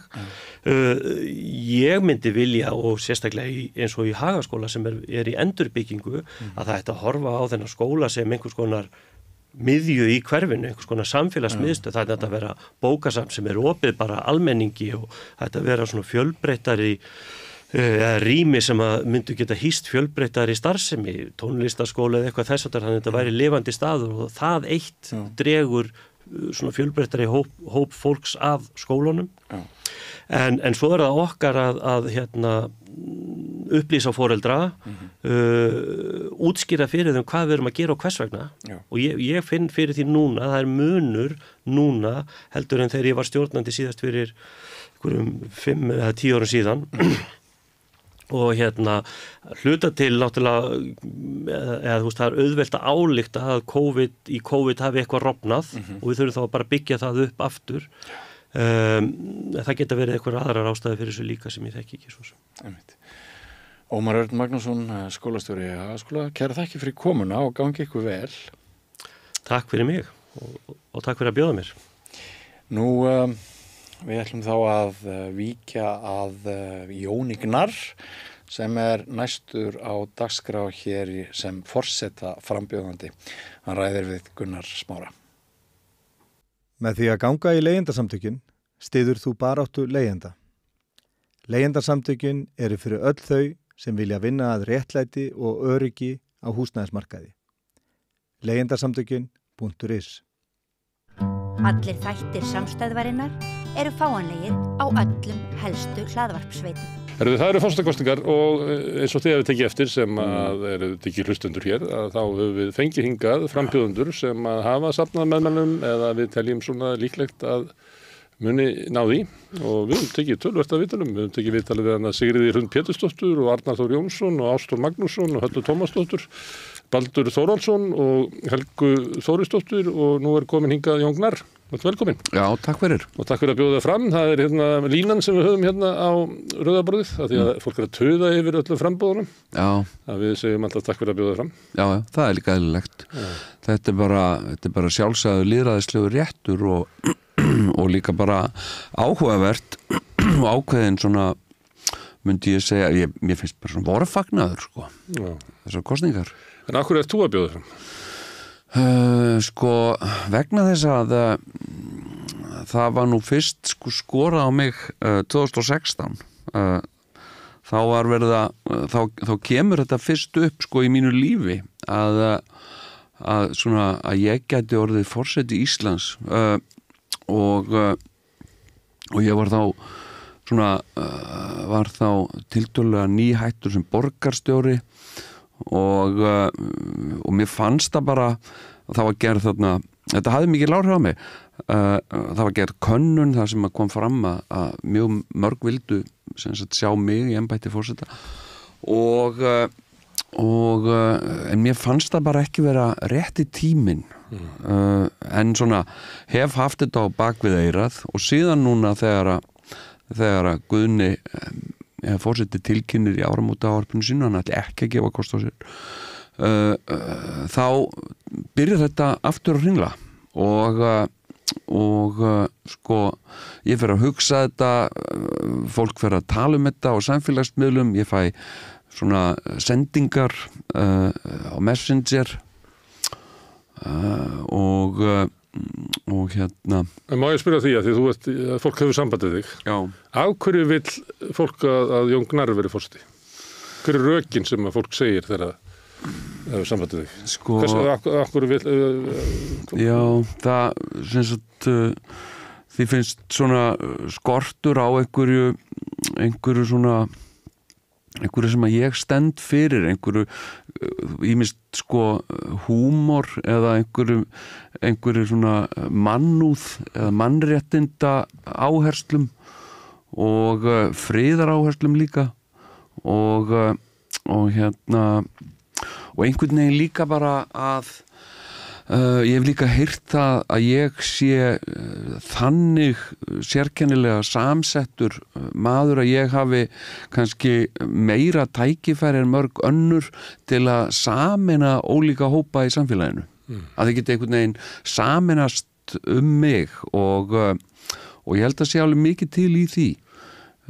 Þannig að ég bara ákvað að gera þetta bara sko og líka svona einhvern veginn með lífið, þegar lífið einhvern veginn að svona á einhvern hátt íta þér í einhverja átt að þá hefur mér oft fundist ágætt að bara sleppa takinu og berast með þeim lífsdraumi sko. Gera bara það sem fólk vill í staðan fyrir að alltaf velta fyrir hvað maður vill sjálfur.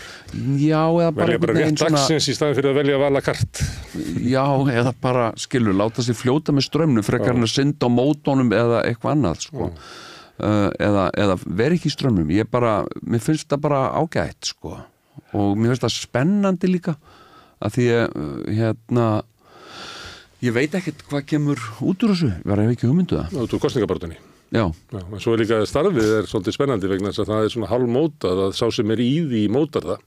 Þetta ekki fullklárað handrit. Nei, þetta er í rauninni mjög ógreinilegt handrit sko. Það í rauninni starfslýsingin, eina starfslýsingin í stjórnarskráni og það er samt mjög opið fyrir túlkun, hvernig þú túlkar það að þetta starf sé í eðli sínu sko. Sá kafli nú eiginlega bara á dulmáli því að það sem sagt að forseti gerir, það gerir hann ekki. Já. Það er bara og svo sagt að sé ábyrgðarlaus sem er sérstakt að velja fólk í embætti sem er svo ábyrgðarlaust. Einmitt. Já. En sko, þetta hefur sko verið mjög mismunandi eftir forsetum, eftir hver hefur gengt þessu. Nú var Kristján Eldjárn, hann var svona hversdagslegur, svolítið sveitó forseti en síðan verður stór breyting á því þegar að Vigdís kemur á besta staði og hún er náttúrulega allt öðruvísi og þetta verður, embættið verður í forsetatíð Vigdísar, þá verður þetta mjög vigdísarlegt embætti og með tímanum þá verður alltaf í huga Íslendinga engin annar Íslendingur sem getur gengt þessu nema Vigdís, þetta er svo Vigdís, þetta er eins og bara hannað fyrir hana og síðan þegar Ólafur Ragnar Grímsson kemur hann náttúrulega alveg snýr embættinu alveg gjörsamlega við og aðra hlið og sýnir á því hliðar sem að maður vissi ekki einu svona væru til í þessu embætti. Svo kýs fólk og þegar að Ólafur er kosinn að þá eins og fólk vilji alls ekki Vigdísi og svo þegar Guðn er kosið að þá eins og fólk vilji alls ekki Ólaf. Þetta er mjög sérstakt að bæði færi forsetinn eiginlega frítt spil með því að móta embættið. Svo þegar það er val næsta að þá eins og fólk vilji ekki það sem að var áður. Þetta er einhverja anstöðu. Mér finnst þetta eitt áhugaverðasta starf á Íslandi og það er líka stór ástæða fyrir því að ég hef áhuga að prófa það. Mér finnst þetta bara stórmerkilegt. Það var sagt hérna á föstudaginn, það var verið að tanna forsetakosningar og þá var sagt að þér hefði dauðleiðst sem borgarstjóri og talið dagana sem það voru eftir. Það eru mjög fegin að vera laus. Hvað af því að það er embætti sem að einhverjum hluta hefur sambærilegar skyldur. Það er náttúrulega miklu minni hluti af borgarstjóra embættinu sem er þannig. En borgarstjórinn hefur svona áhrifavald og þú notaðir það með því að tala svona út í samfélagið, ekki bara út gegnum ákvarðanir sem að fara í gegnum borgarráð og annað slíkt. Nei. Hvernig varstu í því hlutverki? Það sem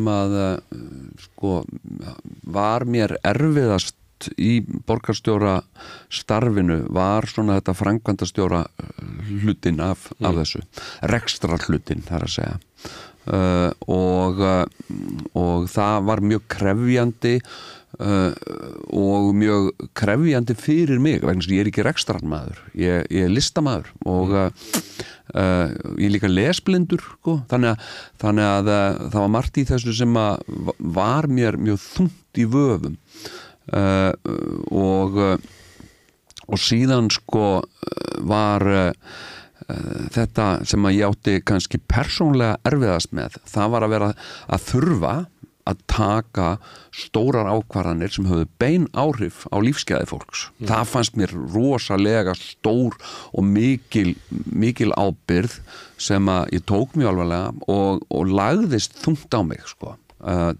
Til dæmis sko bara hafa áhrif með ákvörðun sem ég var að taka, hafa áhrif til dæmis á fjármál heimila eða stöðu einstaklinga í borginni.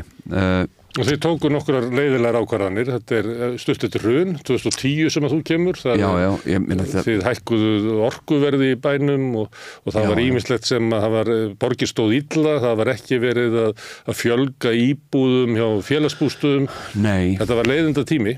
Þetta var líka, sko, ég kom þarna inn svolítið, sko, með það markmið að gera Reykjavík skemmtilegri, sko, og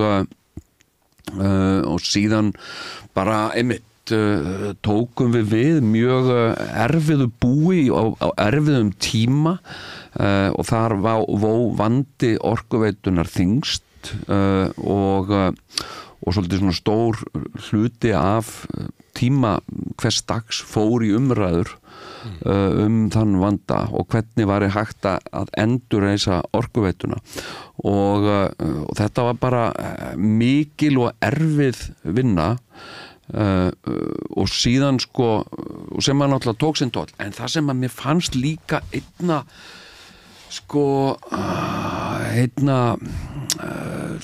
erfiðast það þetta pólitíska leikrit allt saman mér fannst það rosalega erfitt og það var það voru mörg þarna og ákveðin svona áhrifamikil pólitísk öfl á Íslandi sem voru andsnúin mér sem mér fannst líka mjög óþægilegt sko og þannig að svona sko ég tel forsetahlutverkið embættið vera allt annars eðlis það meira sko byggir meira á þeim hlutum borgarstjóraembættisins sem að ég átti auðveldara með það að segja að vera maður fólksins og hérna eiga sko samskipti og samtal við manneskjur og geta haft sko áhrif, svona tákræn áhrif í alls konar málum og sem forseti þá þarf ég ekki að taka stórar eða mjög ólíklega að taka stórar pólitískar ákvarðanir sem að hafa bein áhrif á lífsgæði fólks. Kannski ákvörðun Ólafs Ragnars að skrifa ekki undir ISIF. Vissulega, já. Stærsta pólitíska ákvörðun sem verið tekin á þessari öld. Já. Þannig að þótt að fórsetið sig ekki alla daga að setja sig inn í orkuveituna eða glíma við eitthvað svona mál að þegar á reynir þegar að allt fyrir skrúuna þá allt í einu verður fórsetið mikilvægasti maðurinn á landinu. Jú og þetta hefur komið upp þetta hefur komið upp hjá forsetum stundum að standa frammi fyrir erfiðum pólitískum málum, það getur svona lagst þannig og mætt þá fólki og öflum sem að reyna að halda því fram mann hafi ekki þau völd. Einmitt nákvæmlega. Vigdís lendi svolítið í því gagnvart frekum stjórnmálafólki að það sem hún vildi gera, það komst hún eiginlega ekki upp með, að þeir sannfærðar að hún hefði ekki vald til þess. Einmitt. Og það var svona, hún þurfti að taka á erfiðum hlutum, það var hérna EES samningurinn til dæmis og síðan var hérna erfitt mál sem að hún þurfti að takast á þá átt að setja sko lögbann og verkfall flugfreyja á kvennafrídeginum sjálfum og ég held að þetta hafi ekki verið viljandi gert gegn henni sko, ég held hún þetta bara sko ég held að þegar það kom í ljós að hún vildi þetta ekki að þá fannst þeim kollunum í ríkisstjórninni rosalega mikilvægt að sýna henni að það var þeir sem hefðu valdið en ekki hún. Já, einmitt, og það var svolítið mjög ljótur leikur. Já, ok, kannski sko það var svolítið, hún var sko sendið baka með hugmyndina sína bókmenntaverðlaun forsetans sko að það var svolítið svona tekið af henni svolítið sko, sínin hún hefði ekki þetta vald sko, þannig að og það var líka á einhvern hátt sko líka svona karlaveldið að svona líka bara standa saman gegn þessari konu sko og hennar meiningum þannig að, og hún var náttúrulega líka svona legið að hálsi fyrir að vera vinstri manneskja. Já. Og Ólafur fekk líka svona andstöðu í ákvörðunum fjölmiðlafrumvarpið og ISF. Þannig að forseti losnar ekki alveg við þessa stjórnarandstöðu þeirra sem að telja sig réttborna til valda í íslensku samfélagi. Eins og þú kynntist kannski í borginni. Já, en ég tel það samt vera í mjög miklu hófi. Miðað við það sem ég var í. Skilur, það bara ég var þarna alla daga að taka ákvarðanir samkvæmt minni bestu samvisku sem að höfðu bein áhrif á líf fólks bara alla daga þannig að og það var það sem að mér fannst einna erfiðast sko og ég sé ekki fram á að ég þurfi þess í forsetaembætti. En stöldrum samt áður en að við tölum svona áhrifavaldið, stöldrum við þetta formlega vald. Forsetinn kemur að myndu ríkisstjórna.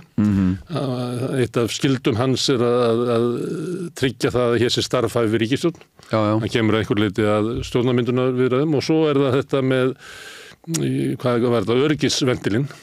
Já, einmitt. Ertu búin að taka afstöðu til þess? Þessa stöðu sem Ólafur Ragnar talaði þegar það verður gjá á milli þings og þjóðar? Já, sko,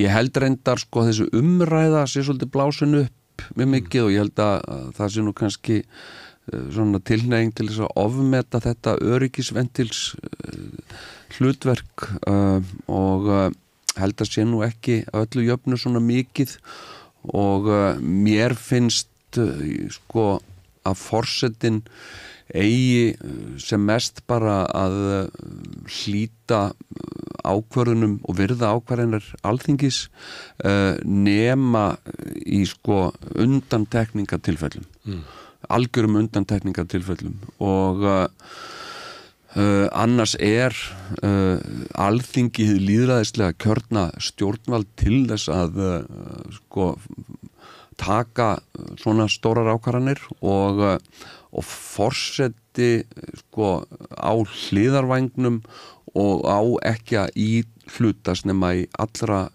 sko allra ítrustu neyð finnst mér. Getur þú séð fyrir þér hvers konar staða það væri? Ég talaði við hérna nokkra frambjóðendur. Baldur held ég að við orðaði það sem svo ef að til dæmis færi í gegnum þingið skerðing á réttindum tiltekinna hópa. Getur séð þróun eins og á sér staði í Evrópu og í Bandaríkjunum þar sem verið að þrengja að þungunarrofi kvenna, þar sem verið að þrengja að réttindum samkynið þeirra til samvista. Já, sko þarna erum að ræða sko mannréttindi sem að ég hef mjög svona skýra á ákveðna skoðun á og vil og hef alltaf reynt að standa með mannréttindum sko erfitt að meta nákvæmlega sko í hvaða tilfellum ég myndi tvímælalaust stiga fram eða ekki en til dæmis, ég get tekið sem dæmi til dæmis ef að Alþingi Íslendinga myndi til dæmis samþykja það að taka dauðarefsingu til dæmis þá myndi held ég bara skilyrslaust standa á móti því og ég myndi aldrei sko kæra mig að vera forseti þjóðar sem að hefði ákveðið að taka dauðarefsingu. Þá myndi ég berjast gegn því af öllu afli og ef ekki sem sagt gengi ekki að koma því tilbaka hveða það gútin, þá myndi ég segja af mér bara. Ég með það engan áhuga að tilheyra slíku samfélagi og þannig að en þú veist, það mjög ýkt dæmi og ég á ekki von á því að Alþingi Íslendinga muni nokkuð tíman láta sér detta það í huga, taka upp dauðarefsingu aftur. Það erfitt að horfa svona fram í tíman svona ef að skí og ef að mundi en við höfum dæmi í sögunni það maður bjóður ISIF og fjölmiðlafrumvarpið það fyrir skrifað þetta það Ég með iSafe sko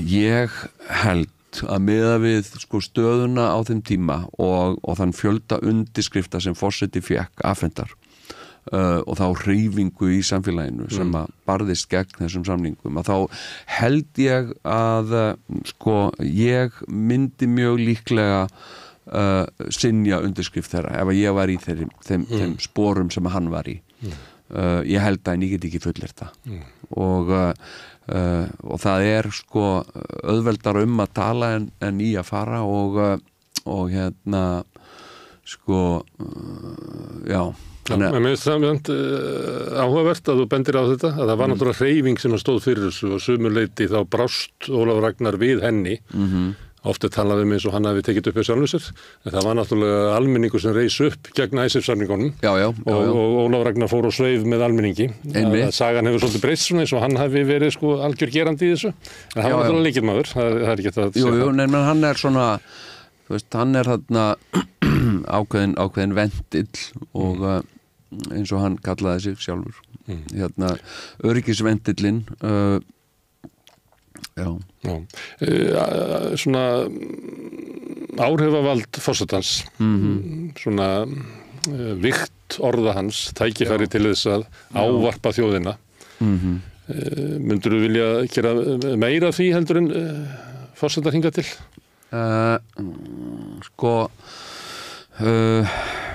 Já, þú veist, mér finnst sko forsetar, þeir sem hafa verið hér forsetar, þau sem hafa verið hér forsetar sko, mér finnst þú hafa gert það með góðum hætti en hvert á sinn hátt og sko svona að tala til þjóðarinnar sérstaklega á svona erfiðum tímum þegar einhverjar þrengingar eru eða erfileikar þá held ég sko að ég myndi stíga niður með svona skýrar og ákveðnari hætti held ég, þetta er ég séð þú ert ekki bara þá að tala áföll eins og, við getum ekki dæmi kannski snjóflóðum eða öðru slíku svona áföllum sem að verða það sem að forsetinn svona syrgir með og fyrir þjóð sína, það skiptir máli að hann finni til með fólkinu og einhver leiti þá eru í þannig samfélagi það er hort til þess eða ert að tala til dæmis svona undanfarið hefur verið mikið rætt það að sé svona sundrung í samfélaginu aukin átök og sumleiti mikið grimm, það eru margir sem upplifa það eins og samfélagi sé svona næstu eins og að sé að leysast upp Er þetta að tala slíka hluti? Já, bæði, hvoru tvekja og sko, einmitt þetta sem þú talar sko, þessi sundrung í samfélaginu, þessi svona deildaskipting, sko, það er að verða til svona fleiri svona þjóðfélagshópar sem jafnvel rekast á einhverja aðra hópa sko, svona einhver hagsmunabarátta og það tel ég gríðarlega mikilvægt að forseti Íslands noti stöðu sína til að líklutast og reyna að sameina fólk og það er svo mikið bara eðli þessa embættis að sameina að vera sameiningatákn fyrir fólki sem býr hérna á þessu landi og það er líka eins og ég nefndi þetta upp að það er eina af ástæðum þess að fólk hefur verið að hvetja mig til þess að stiga fram í þetta vegna þess að ég sé einhverju svona einstakri stöðu til þess að einmitt sameina ólíka hópa í samfélaginu eða sem sagt betur en mörg önnur sko og hérna Af hverju er það, Jón? Er það vegna þess að þú ert ekki hluti af elítunni? Nei. Ætlaðu ekki stjórnmálaelítunni? Nei. Það væri ekki hægt að ljúga því upp á þig? Nei. Er það vegna þess að þú ert svona venjulegur lesblindur, gallaður maður og getur ekki átt að auðveldra með að samina fólk svona á lægri plönum heldur en að svona svífa yfir það og bjóða upp á okkur tákmyndir eða hvað? Sko, já, þetta hefur bara mikið með svona mína persónu að gera, minn persónuleika og mitt lífslaup. Ég svona með þess að svona hópa sem að ég einhvern veginn tilheyri eða tilheyri ekki þá er nú oft settur svona í hóp með kannski svona svona vinstri intelligensíu svona hundul á eillið eða eitthvað svona Mér finnst það ekki Ertu ekki á hlemminum, ertu ekki svona útkast? Jó, en ég er oft settur í hennan hóp og svona Þú ert ekki nebobarn eins og 101 er oft Nei, en ég er svona ég hef aldrei verið neitt sérstaklega góður vinstri maður ég hef ekki þótt alveg Þú ert komin af vinstra fólki þú ert ekki einn af þessu sem eru alveg upp á vinstra heimili og ert frekar í svona í baráttu við vinstrið Jú, ég menna Þú hæðst af vinstrinu eða búið til svona söngvara sem að syngja réttlæti Þú hæðst af vinstri baráttu Ég er alltaf, já, ég er alinn upp í þessu sólehakkvæðum og Bob Dylan og og mussum og klossum og hef einmitt hæðst að þessu og verið einhver svona tilvistar baráttu gagvart vinstrinu og þannig kemur til mig anarkismin eins og frelsandi engillinn í líf mitt að með anarkismanum gat ég sem sagt sagt að ég væri vinstri maður en ég væri ekki sem sagt kommunisti og þannig að þetta er heilmikið svona existentialismi mjög snemma pappi var náttúrulega mjög hafði mjög ákveðnar skoðanir á pólitík og mamma meira svona þróaðist frá svona gegn heilli sjálfstæðisflokks mannesku sem var í sjálfstæðisfjölskyldu og yfir í svona vinstri mannesku og en svona þróaðist í róliheitunum þannig að en varðandi þú veist að því að kannski ég hef verið svo mikið amabóð, þetta er líka hluti af mínum ferli sem listamaður eða grínisti skilur að geta verið ólíkar persónur úr íslensku samfélagi sem að hefur alltaf verið efni viður minna listsköpunar. Það hefur verið íslenskt samfélag og íslensk tunga og svona íslenskar erkitýpur sem að ég hef samfélagsleg greining Já, menna bæði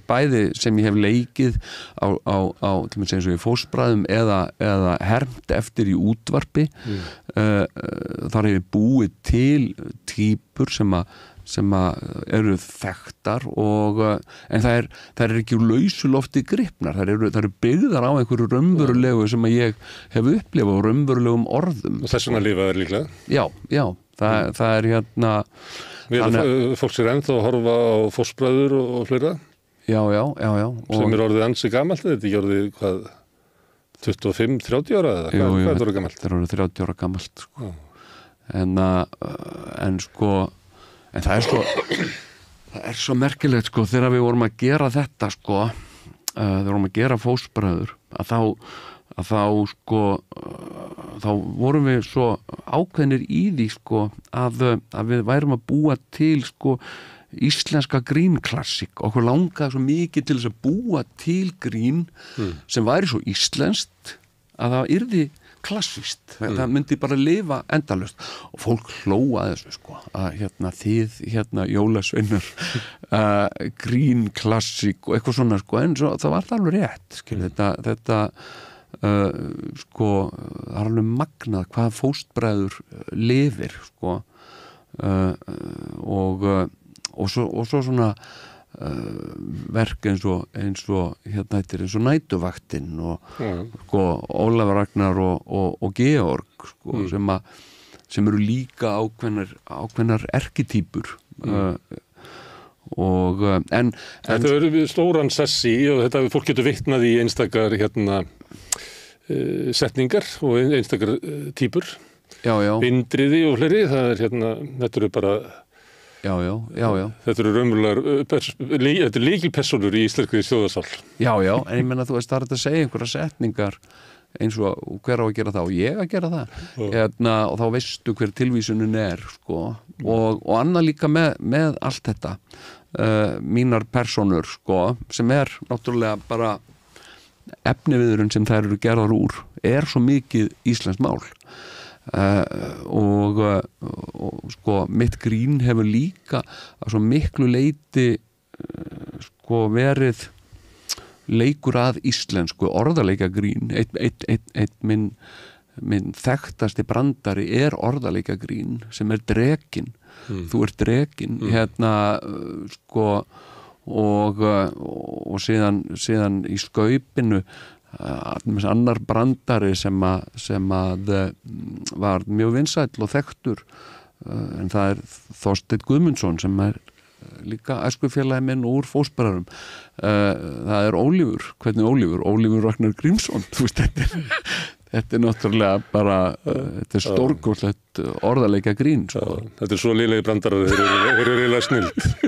þetta nefnilega algjörlega þannig bara, Herðu, tannatu þetta þegar þú býður þið fram 2010 þá það þessi maður sem að bjóða sig fram sem að enginn veit almennilega hvað býtu að marka þetta eða hann að leika eða hann að meina þetta eða getur hann sagt eitt í dag og annað á morgun en maðurinn sem að birtist í Jónshúsi að lesa ræðuna var einhvern veginn allt annar Jón Gnarr þá það ekki hægt að bjóða sig fram til forseta og segja endalda setningar eða ekki eins og sést að ég vil ekki að meina það svona að segja eða hvað en nú kemur allt annar maður þannig að það ekki hægt að endurtaka frambóðið 2010 en það allt var í tímar allt annað embætti allt annað erindi allt annað Jón og sko fólk ofta að spyrja mig af hverju ekki ég fæ oft þetta svona þessa spurningu sko frá fólki af hverju ekki hægt að gera bara alltaf meira af því sama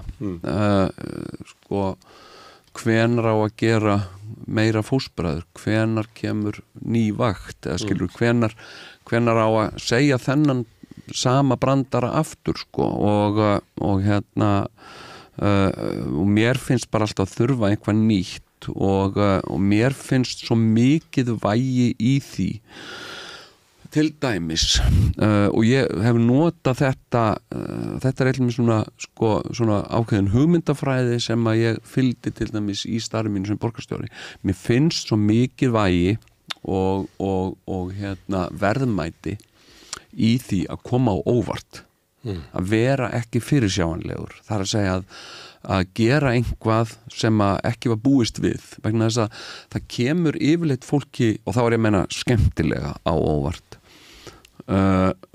og vegna þess að það eru svo mikil lífsgæði fólkin í því að láta koma sér óvart og mér finnst mikil skortur á því í samfélagi okkar að okkur sé komið skemmtilega á óvart Áttu það bara við að bara þá verður herra til heimins og breiðar í sín því að það er bara fleira sem mögulegt í slíkum heimi heldur en ef það kemur okkur aldrei neitt óvart þá verðum við alltaf bara að lifa á þrengri heimi Já, þegar okkur er komið skemmtilega á óvart þá fáum við bara alveg rosa hlýju í hjarta, það er bara þannig og það er sko og það getur rifið okkur út úr sko grámiklulegum hversdagsleikanum að láta koma okkur óvart og það þarf ekki að vera neitt stór merkilegt, við bara sjáum höfum svona ákveðin minni til dæmis fólk sem að er að einhverjum hversdagsleika að sinna einhverjum leiðinlegum erindum og skyldustörfum opnar hurð,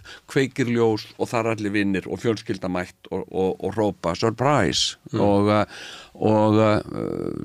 þetta nær ofta að slá fólk algjörlega út úr þessu hversdagslega leiðinlega og hefja það upp á einhver hærra plan þó það sé í sjálfu sér ekkit stór merkilegt. Sko. Þú vilt hafa þína kosningabaráttu svona? Sko, mér finnst mjög gaman að koma fólki á óvart og gefa fólki einhvað til þess að pæla í og svona sko hugsa og ég var búin að undirbúa þetta erindi mjög lengi hvernig mér langaði að hafa það og það allt þarna sko útpælt af hverju ég geri þetta svona, það sem ég segi þarna og hvar þetta tekið upp var allt ákveðið af mér af ástæðu og sko til dæmis vildi ég ekki að gefa það uppi hvar ég væri heldur vildi ég lega fólki að velta því fyrir sér sko og síðan sko veit ég að mörg voru að bíða eftir að það kæmi eitthvað sprell, það kæmi eitthvað hvenær kemur pönslenni, hvenær kemur brandarinn og hann kemur aldrei, það engin brandar í þessu vegna þess að ég að gera þetta fullri alvöru og sko og þetta heldur ekki ný hlið á mér, ég hef verið með þessa hlið áður sko, og ég sýnd hana í starfi mínu sem borgarstjóri þá var ég með þessa hlið oftast já ekki? Það voru bara einstök atvik það sem hún varst það sem ég gat brugðið út úr þessu í ykkur hlutverk nei en ég menna sko ég satt marga alvarlega mjög langa fundi sko sem buði ekki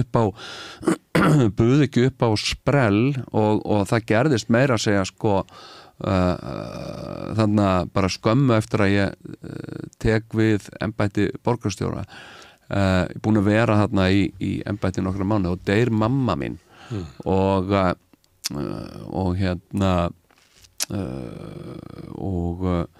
það var mér mikið áfall það var bara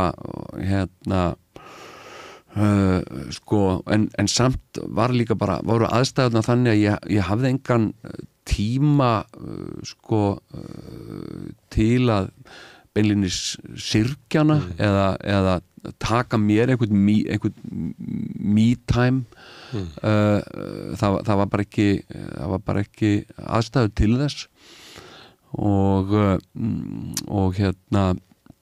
en ég sko mamma það sem mér fannst tengdi svo sterkt mömmu sko það voru annars vegar sígarettureykingar og hins vegar varaliturinn hennar og ég tók varaliturinn hennar og var fyrst með hann bara í vasanum bara varaliturinn hennar mömmu sem myndi mig á hann og svona þá var ég með hluta af mömmu með mér sko og síðan fór ég að varalita mig sem sagt sko og þetta var ég að gera bara sem sagt í ráðhúsinu sem sagt á milli funda herbergja og sko og þetta mæltist alveg einstaklega illa fyrir sko þetta var líka sko eftir á að hyggja mjög einkennilegt og þetta truflaði þegar að borgarstjórinn mætti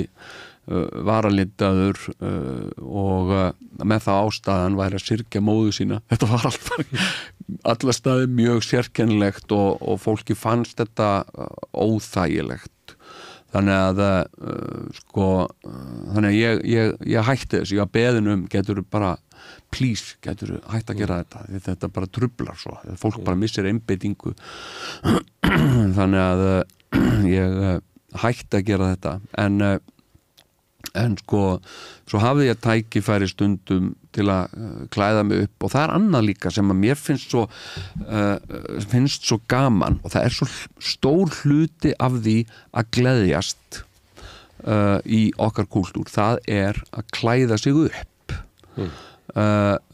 og sko það tengist svo mörgum svona félagslegum athöfnum að klæða sig upp og til dæmis sko við leyfum börnum að gera þetta mjög gjarnan að klæðast upp þau fara á grímuball og svo eru þemadagar til dæmis í leikskólum og skólum en svo einhvern veginn þegar við verðum fullorðin þá þetta svona eins og þetta sé þessum kafla sér lokið í líf okkar, það hefur engin tilkynnt okkur það sagt, en þetta bara svolítið ekki hluti af lífi. Hættum að leika okkur, já, nema sko til dæmis í einhverjum svona afkimum eins og í draki til dæmis og ég reyndi sko, ég náttúrulega þekki þetta svo úr leikhúsinu sko, að klæða mig upp og fara í búninga og ég innleiddi það sko inn í mitt starf að klæða mig upp og líka sem sagt fara í drag og taka þátt og hafa sem sagt tilgang í því en koma fólki líka óvart. Þetta með eins og með varlendin hjá borgarstjóra og kannski hjá forseta að þú hefur svona tök á því að móta starfið einhvern veginn að þér en svo einhver mörk á því að þú ert fulltrú okkar þú ert alltaf, allt sem að forseti gerir einhvern veginn okkar vegum og við þekkjum þetta bara vel að Íslendingar eru mjög viðkvæmir fyrir því hvernig forseti kemur fyrir í útlöndum og vilja helst að sé ekki fundið neitt að honum það má ekki hrasa eða vera í sikkurum skónum eins og Sigmundur Davíð var eins og sem nú eiginlega eftirminnilegast að vera Íslands ráðamanns á erlendum vettvangi. Já, það var stórkostlegt. Já. En hvað að því að þú segir að fólk hafi orðið búist við að þú myndi koma eitthvað grín í ávarpinu. Já. En þú ert með alvörat framboð. Já. Og þú ætlar að verða alvöru forseti ef við notum þau hugtök. Einmitt. En þú ætlar samt að vera með meira grín og meira leik. Já, meiri gleði sko. Meiri gleði. Já, og kannski svona djúpstæðari gleði og ég tel að húmor og skopskinn og gleði sé mjög magnað verkfæri til að sameina fólk, svona sameiningar afl vegna þess að þú veist, ef þú getur fengið fólk til þess að til dæmis sko brosa framan í hvert annað þá verður öll samskipti miklu auðveldari eftir það því þá búið að létta á einhverju tortryggni og ef þú nærð að fá fólk til þess að hlæja saman þá sko stór sigur unnin því að þá verður eftirleikurinn yfirleitt miklu auðveldari og en ef að ég verð nú ég alltaf að ræskja með að ég var að leika í gærkvöldi ég aðeins að Þú átt nokkra sýningar eftir en þú þarft að leika eitthvað í kosningabaráttu. Já, ég svolítið að öskra þarna í leikritinu og það fer oft með raddböndin sérstaklega daginn eftir en ég mun taka þetta embætti sko fullri alvöru og eins og þú tekur húmorinn. Já, ég geri það. Ég meina og sko þetta svolítið svona eins og fyrir mig að mæta í veislu sem gestur, það sem að sko ég vissulega sko mikilvægur gestur en veislan snýst ekki mig. Þar reyni ég alltaf að leggja mitt að mörkum við að gera veisluna sem ánægjulegasta fyrir það fólk sem veislan fyrir og taka ekki óþarlega mikið pláss heldur reyna svona að nota mína stöðu til að vera styðjandi fyrir veisluna heild sinni og þannig sé ég svolítið sko svona tilgang minn í embætti forseta. Það að vera svona ákveðin veislustjóri skilur sem lætur samt ekkert of mikið á sér bera og leifir öðrum svolítið að eiga veisluna en stígur fram ætli veislan að verða súr eða eitthvað svona eða leysast upp í einhver drykkjuskap sko, að þá stíga inn í og stöðva það með mjúkum og vinsamlegum hætti sko. Og húmor, af því að húmor bara gott tæki til þess að í ýmislegt þetta. Við til dæmis óttust minna það sem við getum hlegið að. Já, nákvæmlega. Það getur verið heilandi, húmor getur verið heilandi. En má ég aðeins að því að við erum að tala um það svona, sem er eitthvað sundrúk í samfélaginu að við nefndum Vigdísi sem var náttúrulega afrekað þjóðinni að kjósa hana sem forseta sem konu á hérna svona 5 árum eftir kvennaverkfallið. Síðan erum við með það er eitt frambjóði núna sem er samkynhneigður og hérna það er svona áfangi kannski ég nefndi það nú í viðtali við Baldur að forsætisráðherra Írlands sem var að hætta að hann var samkynhneigður og Írlandi, í kaþólska Írlandi sko, þannig að þetta er kannski svona straumur sem er búið að fara yfir það hérna, enda taldi Baldur upp sko ógrynni af ráðherrum og hérna ráðafólki í Evrópu sem er samkynhneigt. Stundum finnst manni svona sérstaklega eftir áramótin að kannski stóra mannréttindabaráttan í dag eru innflytjendur, eru hérna fólk á öðrum uppruna. Það eru 78.000 innflytjendur á Íslandi og umræðan er svolítið þannig að því við erum að kjósa forseta. Stór hluti af þeim hafi ekki kosningarétt, ég held að sé 50.000 manns sem að búa hér og borga skatt en hafi ekki kosningarétt og þegar við erum að tala um við og þegar við erum að tala um forsetaembættið og landi, tungan, þjóðin, sagan að þá er margt tengslum við forsetaembættið sem er aðgreinandi að það séum vel ekki þetta við séum vel ekki þessi hluti sem að býr hér sem að kannski heldur grunnkerfunum okkar gangandi og vinnur oft hérna laun sem eru með störf sem eru með lág laun eru á jaðri í húsnæðismarkaðarins í leigu og með mikinn háan hérna, húsnæðiskostnað hefur lítinn aðgenginn í samfélagi meðan annars út af því að það eru sterkar kröfur hér að allir tali gullaldri íslensku og með engum reym og þú þekkir þetta þessi staði í samfélaginu hún er sérstök núna, hún var ekki fyrir 8 árum þetta verður orðið svo mikil breyting og enn síður sko 96 þá held ég að bara enginn hafi rætt um stöðu innflytjenda á Íslandi er þetta eitt af verkefnum sem því að manni finnst eins og stjórnmálin þeim sem ekki að takast þetta þinn ágæti félagi Óttar Proppé hann tók þátt í að móta innflytjendalög þar sem var hugmyndunum að því svona sátt á þinginu en nú virðist sko stemmingin á þinginu vera þannig að það er engin sérstakur áhugi á þessari sátt heldur vill fólk miklu frekar nota umræðu innflytjendur til þess að búa til ágreining búa til ósátt er þetta dæmi um svona verkefni fyrir forseta að reyna að tala eitthvað svona ég myndi sátt eða vitt ég myndi segja að þetta væri eitt mikilvægasta verkefni forsetans vegna þess að sko þetta er bara mjög skýrt dæmi þessa deildaskiptingu og hópamyndun í samfélaginu það sem að verða til eins og bara í tilfelli margra innflytjenda hópar sem að eru kannski bara mjög lauslega tengdir samfélaginu og eru bara jaðarsamfélag innan samfélagsins og þetta er nokkuð sem að ég tel mjög brýnt að breyta og hjálpa fólki betur að aðlagast gefa fólki athygli og viðurkenningu og kannski meira rými til þess að stíga fram og tala máli minnihluta hópa í samfélaginu og svona gera tilveru þeirra hærra undir höfði heldur en hefur verið gert og það er svolítið svona eins og ósýnilega barnið hennar Tove Jansson sko að leið og við förum að sína ósýnilega barninu athygli að þá fer það að sjást betur og betur og betur þá til að verður algjörlega sýnilegt og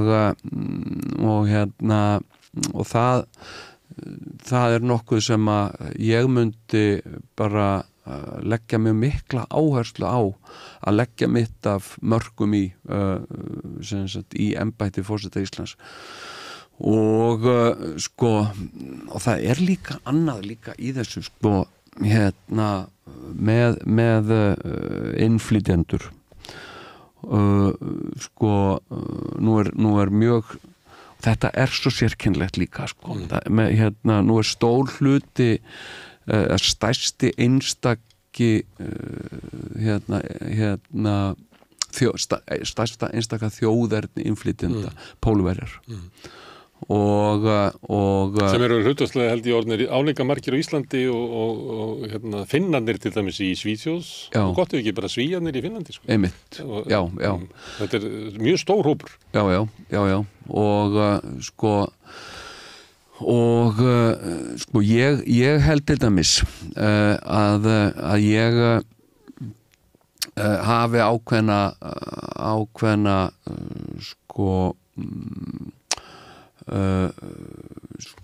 sérstöðu gagvart þeim vegna þess að ég er kaþóliki eða ég var kaþóliki og það er mjög margir Pólverjar sem taka sína trú mjög alvarlega þó að það sé ekki algilt og það skiptir þau mörg máli sem sagt að fólk sé kaþólskt Þú ert það ekki? Ég er tæknilega séð kaþólskur ef þú myndir spyrja páfann það er ekki spurning ég hef rætt þetta Þú getur ekki ógilt skýrnar Nei og við höfum rætt þetta við Sigurjón oft í tvíhöfða nú erum við báðir kaþólskir þó að við höfum sagt skilið við kirkjuna ýmsra hluta vegna fyrir ýmsar ástæður en þá held ég að gagvart páfanum hann sé ekki nokkur vaf það ef þú myndir spyrja hann algjörlega báðir kaþólskir þannig að þetta er svolítið svona blood in blood out að vera kaþóliki þannig að þannig að og þetta er hluti af þessari sérkennilegu sérstöðu minni sem að mótast af lífshlaupi mínu þannig að ég tel Þú skransar inn í alla minnihlutahópa Já, ég geri það á ákveðin hátt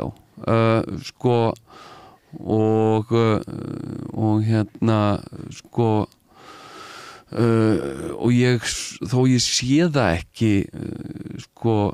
núna að þá hef ég verið svona undirmálsmaður í lífinu ég veit hvernig það er að vera og þitt sjónarhorn er þannig, þú ert að segja það að líka bara sem listamöður og stjórnmálamöður borgarstjóri og forsetir þetta er stjórnmál að þitt að sjónarhorn sé undirmálsmanns að þú hefur ekki spilst af velgengniðinni og sett að gleyma þessu og sett hluti af listaelitunni eða? Þetta er bara þessi spurning er mér svolítið erfið vegna þess að ég átti gríðarlega erfitt uppdráttar sem sérstaklega sem unglingur og ungur maður ég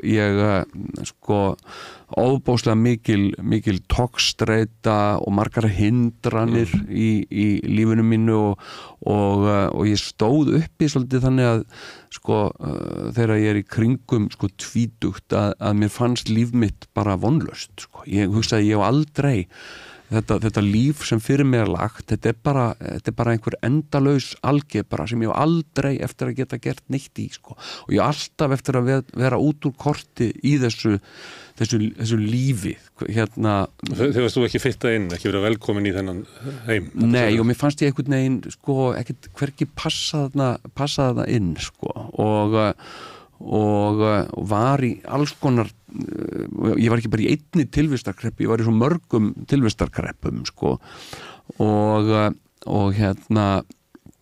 og síðan svo er ég að vinna svona einhverja verkamannavinnu og verksmiðu störf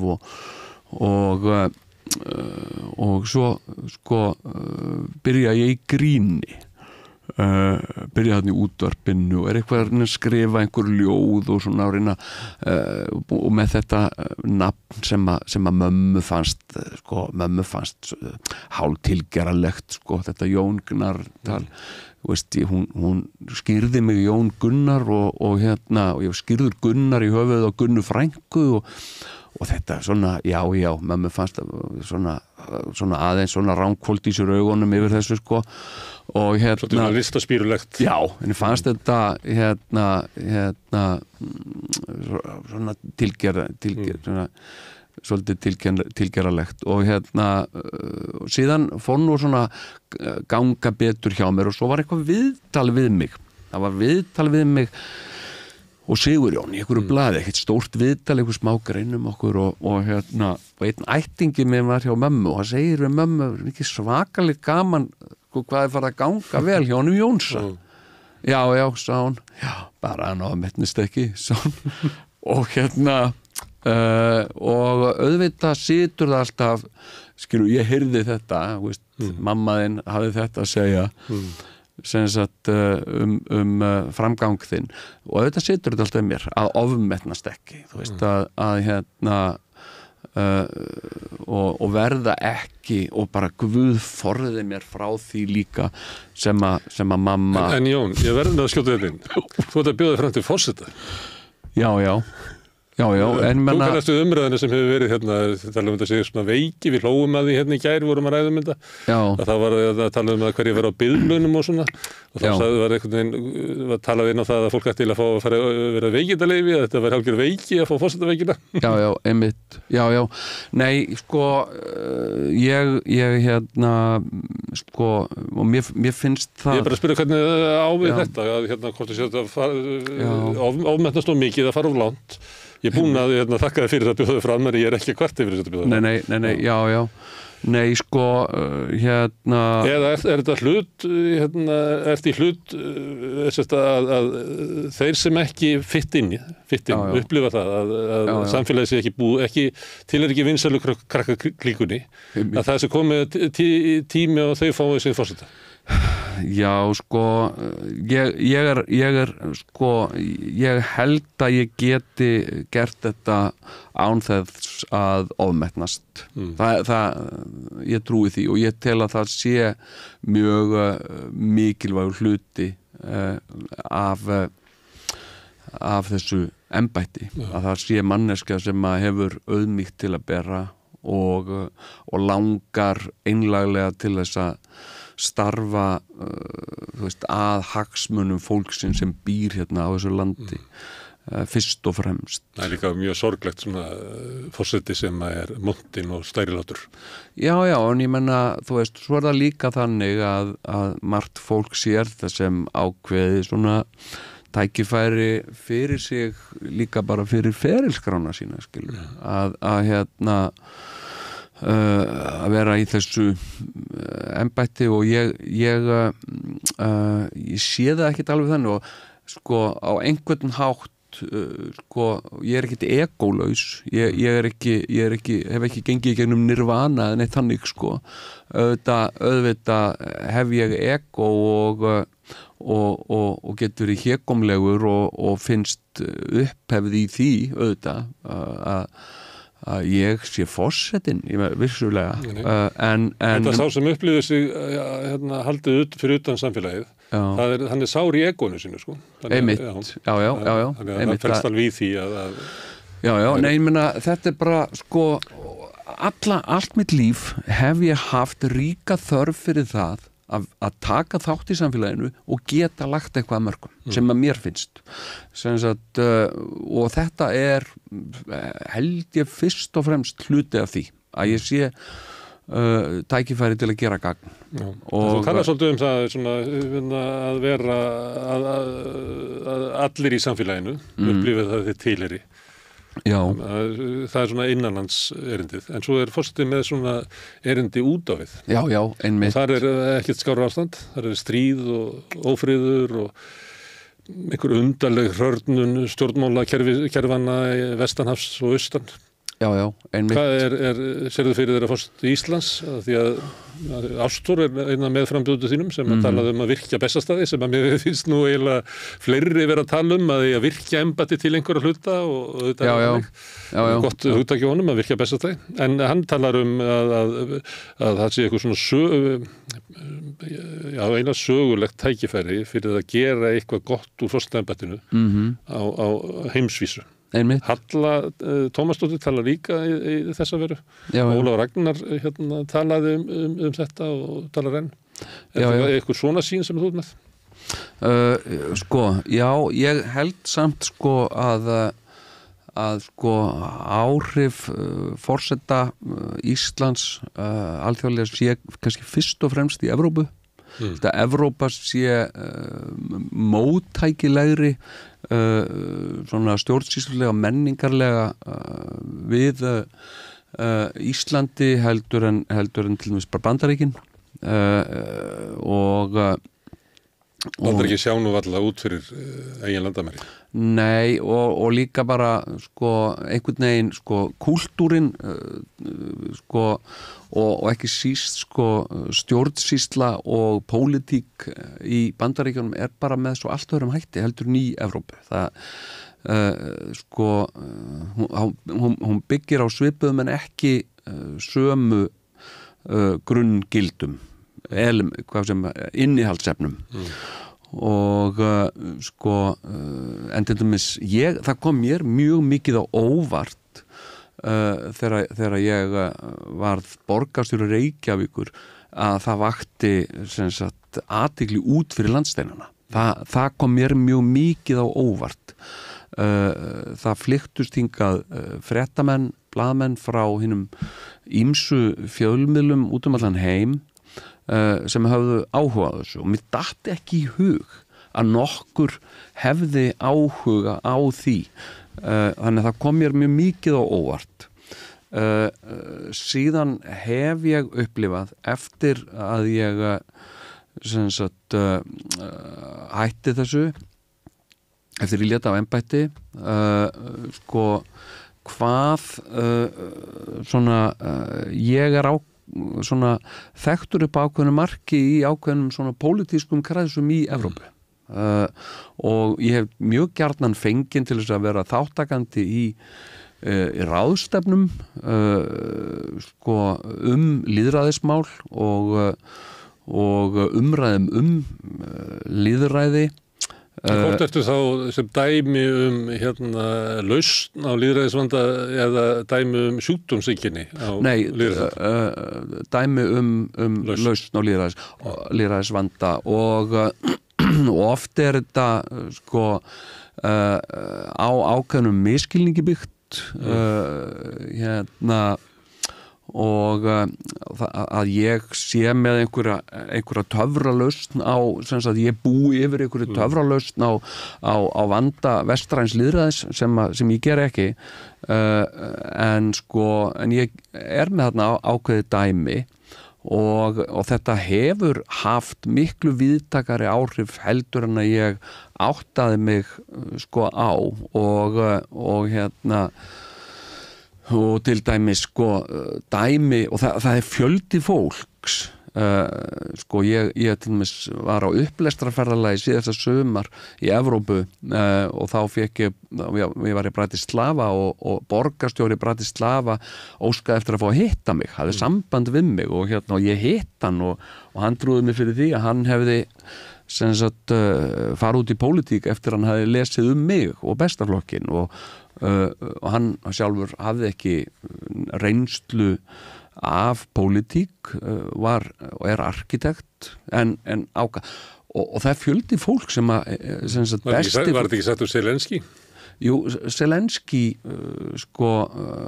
fór út í pólitík mikið til út af bestaflokknum og eftir að hafa heyrt bestaflokkin og síðan var mér boðið þarna til Kýv og mér fannst það svolítið merkilegt að það var þá búið að skrifa mér oft sko mótmælin þarna á Meidan torginu þarna sem sagt 2014. Já, borgarastyrjöldin. Þá var oft verið að skrifa mér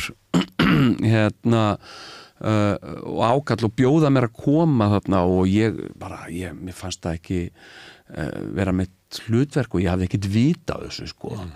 Og ég vissi ekki hvað ætti ég að segja við þetta fólk sko. Og síðan mér boðið þarna til Kýv og 2018 held ég maður ekki og mér fannst það einkennlegt að ég vissi ekkit almennilega hvaða hlutverk átti að hafa þarna og þá voru að tala um að ég myndi sitja þarna í einhverjum pallborðsumræðum þarna á ráðstefnu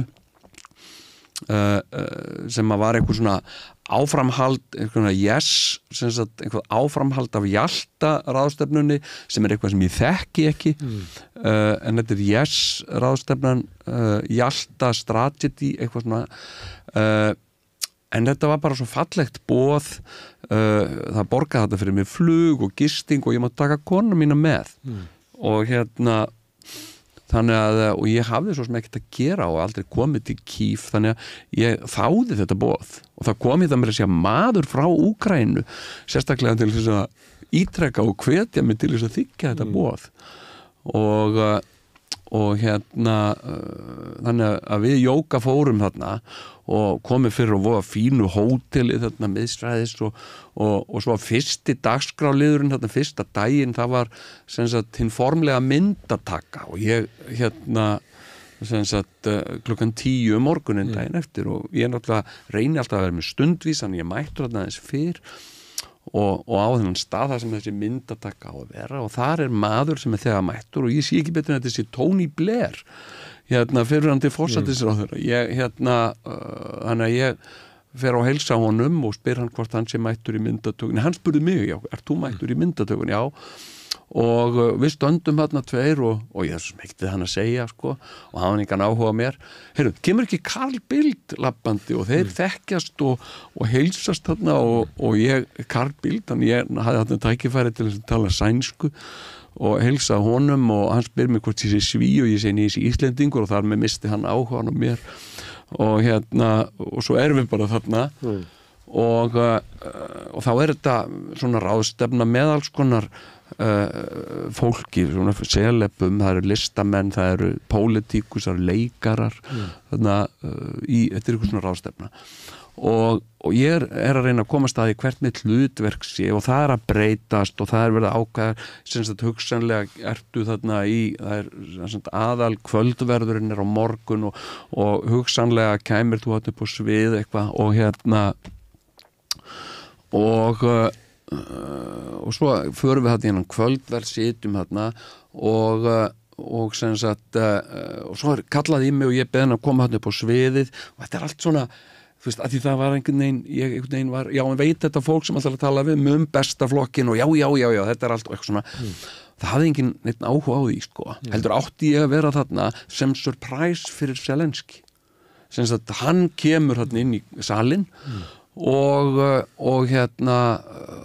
það er surprise og ég þarna á sviðinu og það er mikill hlátur og kemur allt fólki sem var að vinna með honum í sjónvarpsþáttunum sem hann gerði og þetta fer allt fram á úkraínsku en ég skildi ekki neitt heldur sko, sem að den reyndi bara að bera mig vel og brosa og kinka kolli þarna framan í alla og við hittumst þarna og þá var þetta bara þannig að, að ég og frambóð mitt í borgarstjóra og það að ég var í grínisti ekki síst, en hann í grunninn hann var grínisti og maður veit ekki hvort hann hafi húmor ennþá mikið á gengið hans lífi já, ég efast það og mér fannst það heldur ekki alveg þarna veist, hann var alveg svolítið við settumst þarna niður hann var mjög svona kvarlandi í augunum það var svona, þú veist, það var með hlýlegur, vinalegur og ég var að spurja hann, þú hvernig gengur og hann sagði, þú veist hvernig þetta er eitthvað svona, ég náði ekkert miklu sambandi við hann sko og síðan bara kemur þetta maður, potar eitthvað í öxlinu á honum, hvíslar í erað á honum og hann afsakaði sig, hann sagði bara baða alltaf afsökunar, ég bara í þenni stöðu ég verða að fara núna og svo bara fór hann og ég sá hann ekkert meira að því að nefni þetta og við rættum ekkert heimsmálin eða neitt Nei. En þetta með að bestiflokkurinn er náttúrulega þetta er svona uppreist gegn stjórnmála stjettinni og elitunni og sömuleyti Zelenski vinnur sínar kosningar á því en líka reyndar með svona loforðum sameiningu að ná tengslum sem að gekk ekki eftir. Grillo í Ítalíu, hann er líka einhvers konar grínari. Já. Og þá var maður velta fyrir að því að við þekkjum það svona, þú ert að nefna svona appelsínugularbyltingar og svo erum við með arabíska vorið og það tilherði svolítið svona, sérstaklega kannski eftir hruns árunum, það er svona mótmæli, við viljum ekki þetta. Við viljum þetta ekki. En þá vantar alltaf svarið sko, hvað kom í staðinn? Ef ég myndi spyrja það núna sko, ef að bestiflokkurinn var ekki ástandið sem hafði verið í ráðhúsinu áður og í íslensku stjórnmálum 2010, hvað er bestiflokkurinn? Þú veist, ef þú ættir að útskýra það, hvað er stjórnmála innkoma þín og mátt ekki nota orðið ekki, hvað hún er ekki. Þú kannast við þetta, þess að suma byltingu kemur og við viljum þetta ekki og því hafnaði burtu og svo bara breytist ekkert vegna þess að svarið hvað kom í staðinn að það er óljóst. Já, við bestiflokkurinn var svona surprise party á ákveðin hátt maður segja að þetta hafi verið sjálfshjálpar samtök og við komum þarna fram vegna þess að okkur langaði og fannst við knúin til að leggja okkar að mörkum við endurreisn Reykjavíkur. Það held ég í grunninn hafi verið það sem okkur langaði til og við sáum þarna ákveði sóknarfæri vegna þess að sko aðrir hópar sem að höfðu verið að sinna þessu voru mjög augljóslega ófærir það og voru komnir í svo heiftarlega togstreitu, bæði innri togstreitu og togstreitu hver við aðra að sko vegna þess að þau voru með svo langa sögu, óuppgerða sögu að sem stóð þeim fyrir þrifum, þannig að það var okkur ljóst að það yrði að koma einhvað afl, utanakomandi afl sem væri ekki með neina sögu sem að gæti gengið í hlutina og það var mjög mikilvægt í því líka að við værum heldur ekki sko að sem sagt stíga inn í einhverja ákveðna fylkingu eða finna einhverja blóraböggla eða eitthvað svoleiðis, heldur bara að reyna að gera okkar besta til þess að laga ástandið og sætta hinn ólíku öfl og það var bestiflokkurinn í kjarnan þegar að þetta var svolítið okkur fannst komið svona á skrið og farið að ganga miklu betur þá stigum við tilbaka og svona, sum héldu áfram að þá bara á öðrum formerkjum og en mér fannst það alltaf mjög mikilvægt að bestiflokkurinn bara hátti ákveð upp af og síðan líka skýran endi. Og það er hugmyndin að þetta sé svona venjulegt fólk sem er ekki með tengsl við stjórnmála elitunum sem er þarna, kallað Hvolpasveitina, hún kemur og lagar þetta. Já, þetta er svolítið Hvolpasveitin. En á eitthvað svipað við núna, varðandi, að því að ég veit ekki hvort að þú búist við því að það gæti farið svo að Katrín Jakobsdóttir, forsætisráðherra, myndi bjóða sig fram. Og núna, það getur vel verið að þessar forsetakosningar verði svona pólitískustu forsetakosningarnar sem við höfum séð út af því. Já, þetta sko eiga eftir, þetta er náttúrulega bara strax orðna mjög sögulega kosningar og það geta orðið mjög pólitískar og mjög sérkennilegar það er eiginlega allt opið í þessu sko, ég byrjaði að heyra þetta af framboði Katrínar, hugsanlegu framboði hennar svona í febrúar þá var verið að segja mér þetta að hún var hugsað alvarlega. Já, að Katrín Jakobs, mér fannst þetta fáránlegt. Ég sagði, mín hlusti ekki á svona þetta er bara della og svo heyrði ég þetta aftur eitthvað, já, en varstu búin að heyra þetta Katrín Jakobs, þetta er bara della, þetta er bara eitthvað hvernig dettur það í hug? Katrín, ég sé ekki Katrínu fyrir mér gera þetta og ég held að hún hafi ekki nokkurn einasta áhuga á þessu og ákvör ætti Katrín að hætta sem forsætisráður allir að vera forsæti hún er með sko ég satt við þetta borð og var að segja þetta bara á 50-daginn sko. Því að mér fannst þetta að vera fáránleg hún er með tögl og haldir í öllu í forsætisráðunetinu og gefa það allt frá sér og fara í algjörlega valdalaust tákrænt embætti upp á Álftanes ég minnst þetta bara bull Herðu, og eftir að síðan Katrín stígur fram og bara já, sko ég ætla að bjóða mig fram til fórst þá er ég bara núna þannig á stað með mig ég treysti ekki alveg minn eigin dómgreind sko. ég veit ekki alveg hvernig gat ég haft svona rangt fyrir mér hvað er ég að skilja svona vittlaust sko og Þið metið bara stöðunu ólíkt þú og Katrín. Já, algjörlega og sko og nú fór hún á Bessastaði í gær til að biðjast lausnar og sko og þetta var fréttin sem sagt sá ég á RÚV í gær sko, Katrín fær lausn en þarf að sitja áfram og ég sá bara þessa fyrirsögn sko, ég var nú upptekinn við annað og en þarf að halda áfram það til ný ríkisstjórn myndu var eitthvað fyrirsögnin svo næsta frétt forseti Íslands mun ávarpa flytja ávarp á eftir og ég hugsaði bara ok, nú bara hann er örugglega að fara að tilkynna hann allir líka bjóða sig fram sko. ég bjóst alveg við því en ég bara treysti ekki dómgreindinni minn lengur sko. Það gerðist þetta 2016 að Ólafur Ragnar Já, nákvæmlega sko. Hætti við hætta Já, en sko Það var þá vegna þess að hún fannst ekki þeir sem voru í frambúði vera nógu gott fólk Já sko, já en það er náttúrulega svolítið hans stíll sko,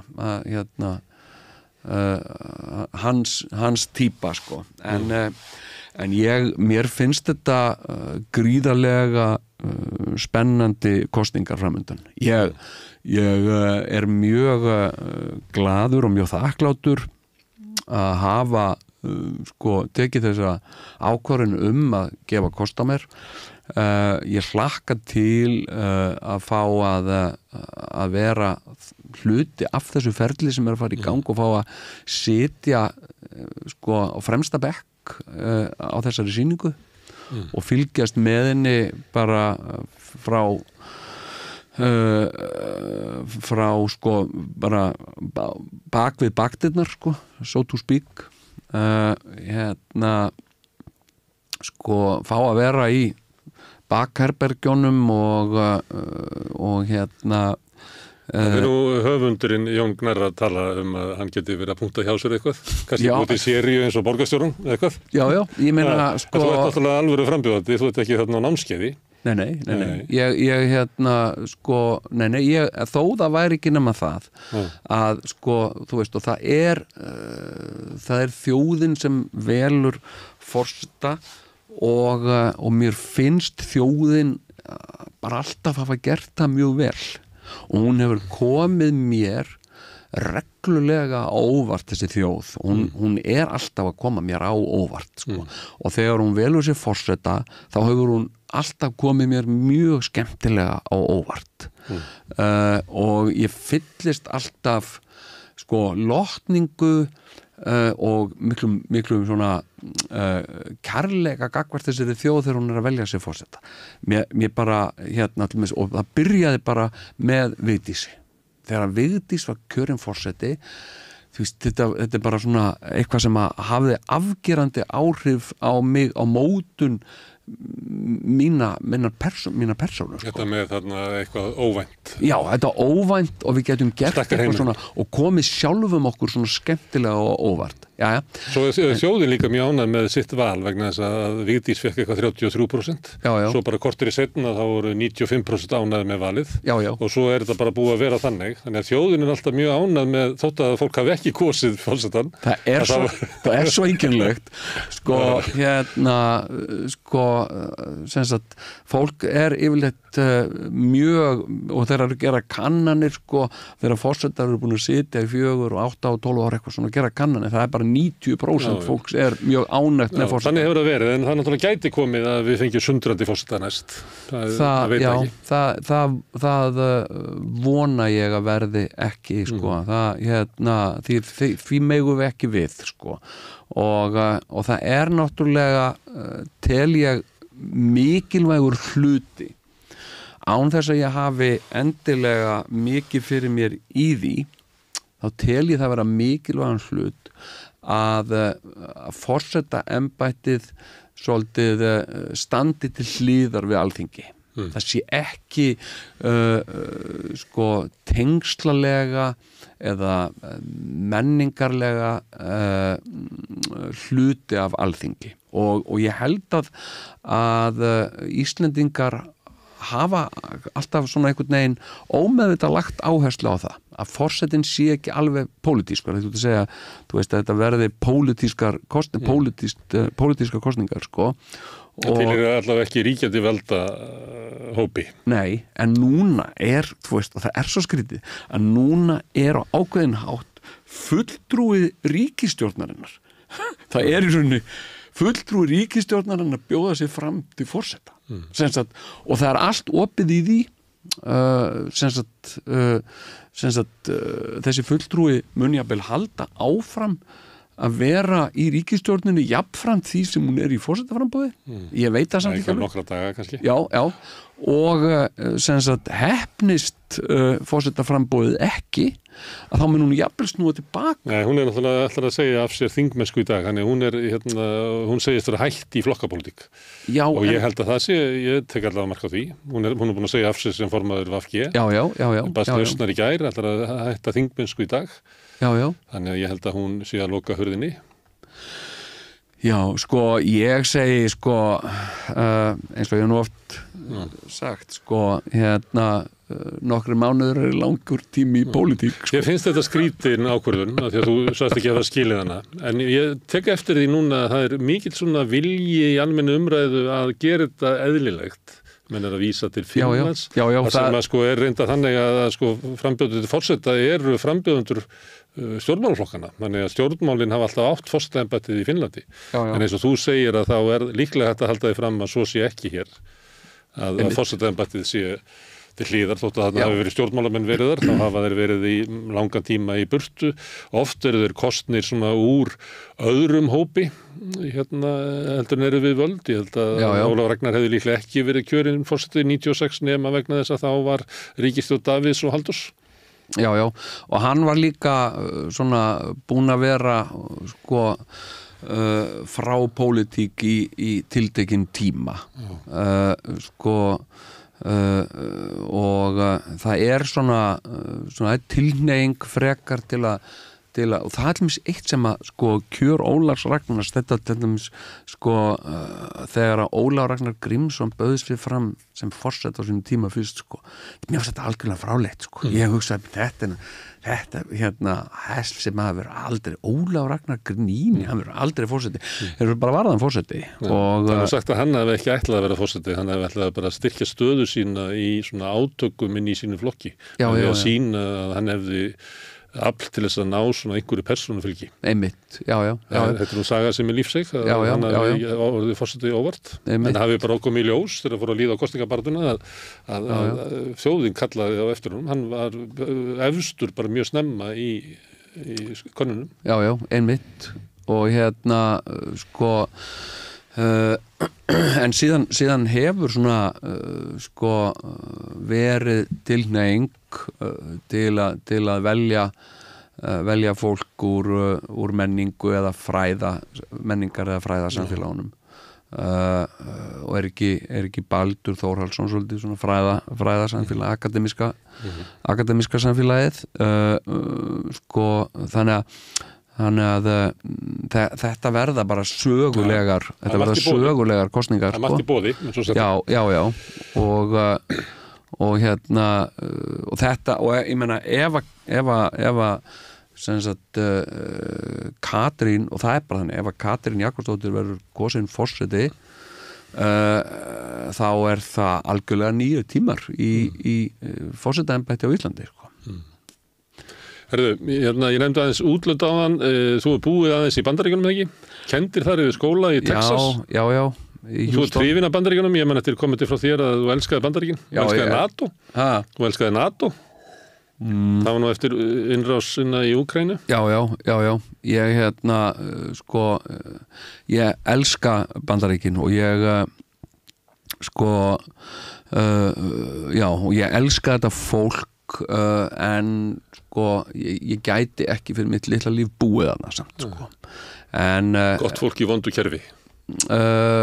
Já, sko einstaklega betri heldur en hópurinn. Það eitthvað að Bandaríkjunum. Það mikil grimmd þarna og stjórnafarið ekki Nei, það svona erfiður hópur sko. Já, það mikil tortryggni, ótti og upplausn og það í rauninni þegar maður býr í Bandaríkjunum þá áttar með að segja á því ég bjó í Texas sko, í Houston en að því varst nú að tala allir um samkynhneigða leiðtoga sko borgarstjóri Houston á þeim tíma var Annise Parker sem er samkynhneigð og sem sagt hvað segir maður, sá samkynhneigði borgarstjóri sem borgarstjóri í stærstu borg sem Bandaríkjunum, Houston 7. stærsta borg. Menningarlegur aðgreining í Bandaríkjunum á milli stóruborgarna í Texas og síðan sveitana gríðarlegur. Það gríðar, þetta bara eins og að fara á tvö ólík lönd sko,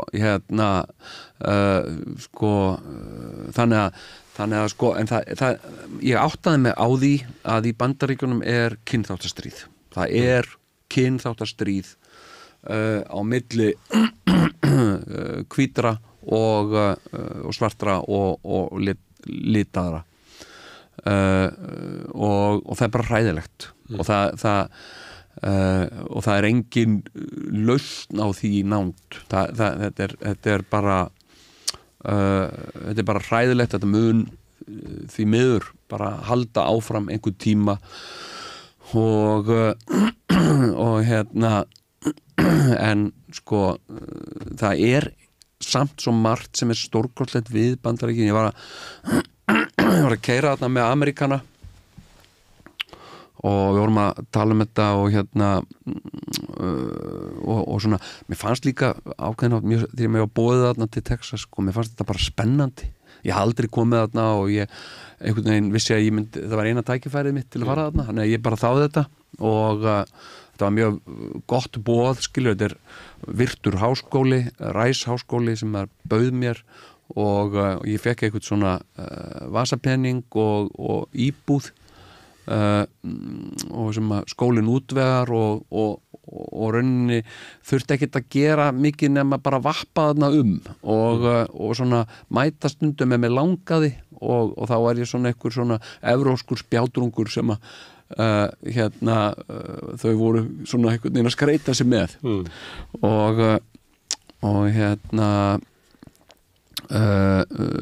sko já, ég var að ræða þarna við Ameríkana sem var að keyra mig og var að tala um þetta byssurugl þeirra og hann var að segja hann sagði mér að hann hefði búið í 6 ári á Írlandi og hann sagði ég bjó í Írlandi ég talaði ensku og ég prófaði stundum ég að tala ensku með smá írskum hreim en ég var aldrei íri ég var alltaf Amerikaninn sko, og hvað segir Amerikan og ef Bandaríkjum voru að gera eitthvað þá var ég alltaf spurður á pubnum láttu bera ábyrgð á því sem Bandaríkin að gera og eitthvað svona og svo bjó ég mörg ár í Þýskalandi og tala alveg þýsku, ég var aldrei þjóðveri, ég var bara Amerikani sem bjó í Þýskalandi en svo hér í Bandaríkjunum sko, ef þú segist þér Amerikani þá bara ertu Amerikani, alveg sama það er enginn að fara að véfengja það og segja nei, þú ert ekki Amerikani þú bara býrði að ef þú ert með amerískan vegabréf og þú þarft ekki að tala ensku til þess sko, og það var mikið til í þessu þú veist, þetta er náttúrulega land sem að býður mjög margt fólk velkomið og er byggt á innflytjendum sko, þó að við einhvern veginn kannski þekkjum það frekar núna fyrir einhverja andúð gegn innflytjendum en það kemur náttúrulega gríðarlega mikið af fólki til Bandaríkjanna miklu meira heldur til Evrópu og sko og ég skil líka ákveðin hátt andstöð eða svona fílu Bandaríkjanna út í Evrópu sem sagt að vera einhvern veginn þurfa alltaf að vera dyravörðurinn á ballinu sem að þarf að skakkast í leikinn þegar eitthvað ber út af en fá lítið kredit fyrir það og jafnvel sem sagt að láta hæðast að sér fyrir að vera heimski dyravörðurinn. En eru þeir ekki að þessu til þess að reka bara sína, þetta heitir heimsvaldastefna sem lítur nú að hafa rættu með eldursporðið þegar þú varst ungur? Jú. Heimsvaldastefna Bandaríkjanna? Þetta er bara, þú veist, þykjast vera dyraverðir en eru raunverulega að reka ballið? Já, það er og koma jafnvel og læsa húsinu og það verður ekkert ball þeir ákveða það en það er margt til í því og ég held að sé hræðilegt hlutskipti að vera frústeraður Amerikani, það er alveg hræðilegt en ég kýs að njóta þess góða sem frá Bandaríkjunum kemur en svona játa vannmátt gagnvart þessu neikvæða og ég reyndi mikið að skilja þetta byssublætið þeirra þarna í Texas þar kemur inn í búðir og það er bara stórmarkaðir eru bara að selja byssur bara inn á sleikjunum og fólk gengur þarna vopnað er með vopn, er með skambissur í bílunum sínum og mjög algengt að afgreiðslu fólk á stöðum sé vopnað og það þarf ekki að segja þér frá því Þau vilja vopna kennarana það er gert mjög víða ég heimsótti þarna skóla þar sem er vopnaðir verðir þeir eru gangaverðir en þeir eru vopnaðir og það er vopnaleit fyrir nefendur og svona þannig að þetta er svo gríðarlega flókið og margslungið vandamál Herðu, forstakostingarnar það sem að fylgir forstakostingum er að maki forseta hefur meira vægi núna líklega kom það með Ólafi Ragnari og síðan hefur það verið núna með Guðna og Elísu og þú kynntir þína konu meira núna heldur en hefur gert áður einmitt Þetta fólk, börnuð þín og konaðin er náttúrulega vönímsu frá þér, eða ekki? Jú, þau eru Þú hefur kannski kipsið minna upp við þetta heldur en kannski aðri frambjöður hafa nei, jókakona mín hún hefur alltaf tekið það mjög hún hefur mjög ákveðnar skoðanir á því hversu sýnileg hún er og á hvaða hátt hún er sýnileg og til dæmis í borg og það er bara hluti af þessi eðlismunur á þessum tveimur embættum í borgarstjórunum þá var þetta svo pólitískt að hún hafði engan áhuga að tengjast hjá nokkurn nátt eða vera sýnileg, hún tengdist í auðvitað sem minn stuðningsaðil og minn maki en vildi alls ekki vera sýnileg og forðaðist að láta nokkuð tíma taka á sér myndir af okkur saman og ég skildi það mjög vel Forsetaembættið annars eðlis, það minna af þessari aggressjón í því, þannig að sko hún tilbúin að styðja mig og þetta náttúrulega stór hluti af því að sko að gera það upp fyrir mig hvort ég væri tilbúin að bjóða mig fram í þetta var bara okkar samtal, okkar samkomulag að sem sagt, og við bara ræddum þetta sem sko hjón og vinir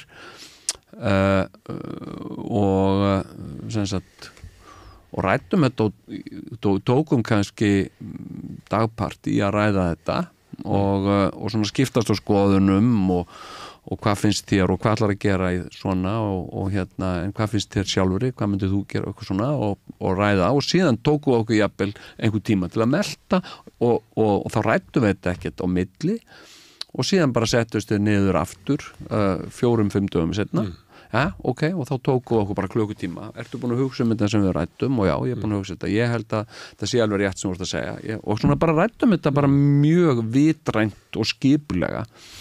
Þetta klassísk ákvörðun að taka aðferðið að taka ákvörðun og það láta eins og maður sé búin að taka ákvörðun og sjá hvernig það venst.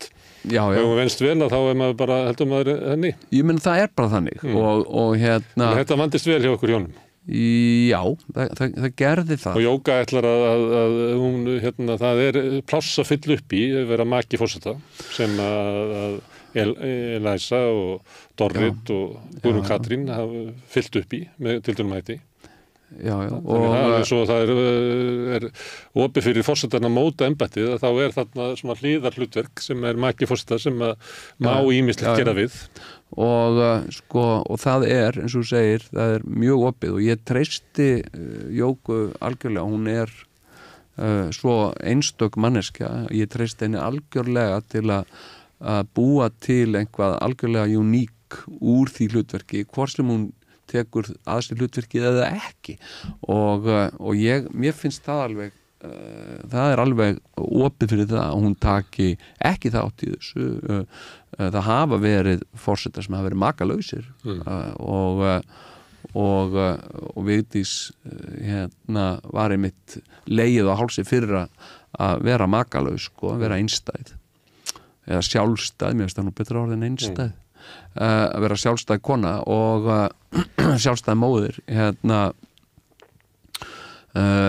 þannig að sko mér finnst það algjörlega opið fyrir hann og það engar kröfur heldur sko frá mér til hennar hvorki varðandi framboðið eða hlutverk í embættinu. Mér finnst það bara algjörlega undir henni komið.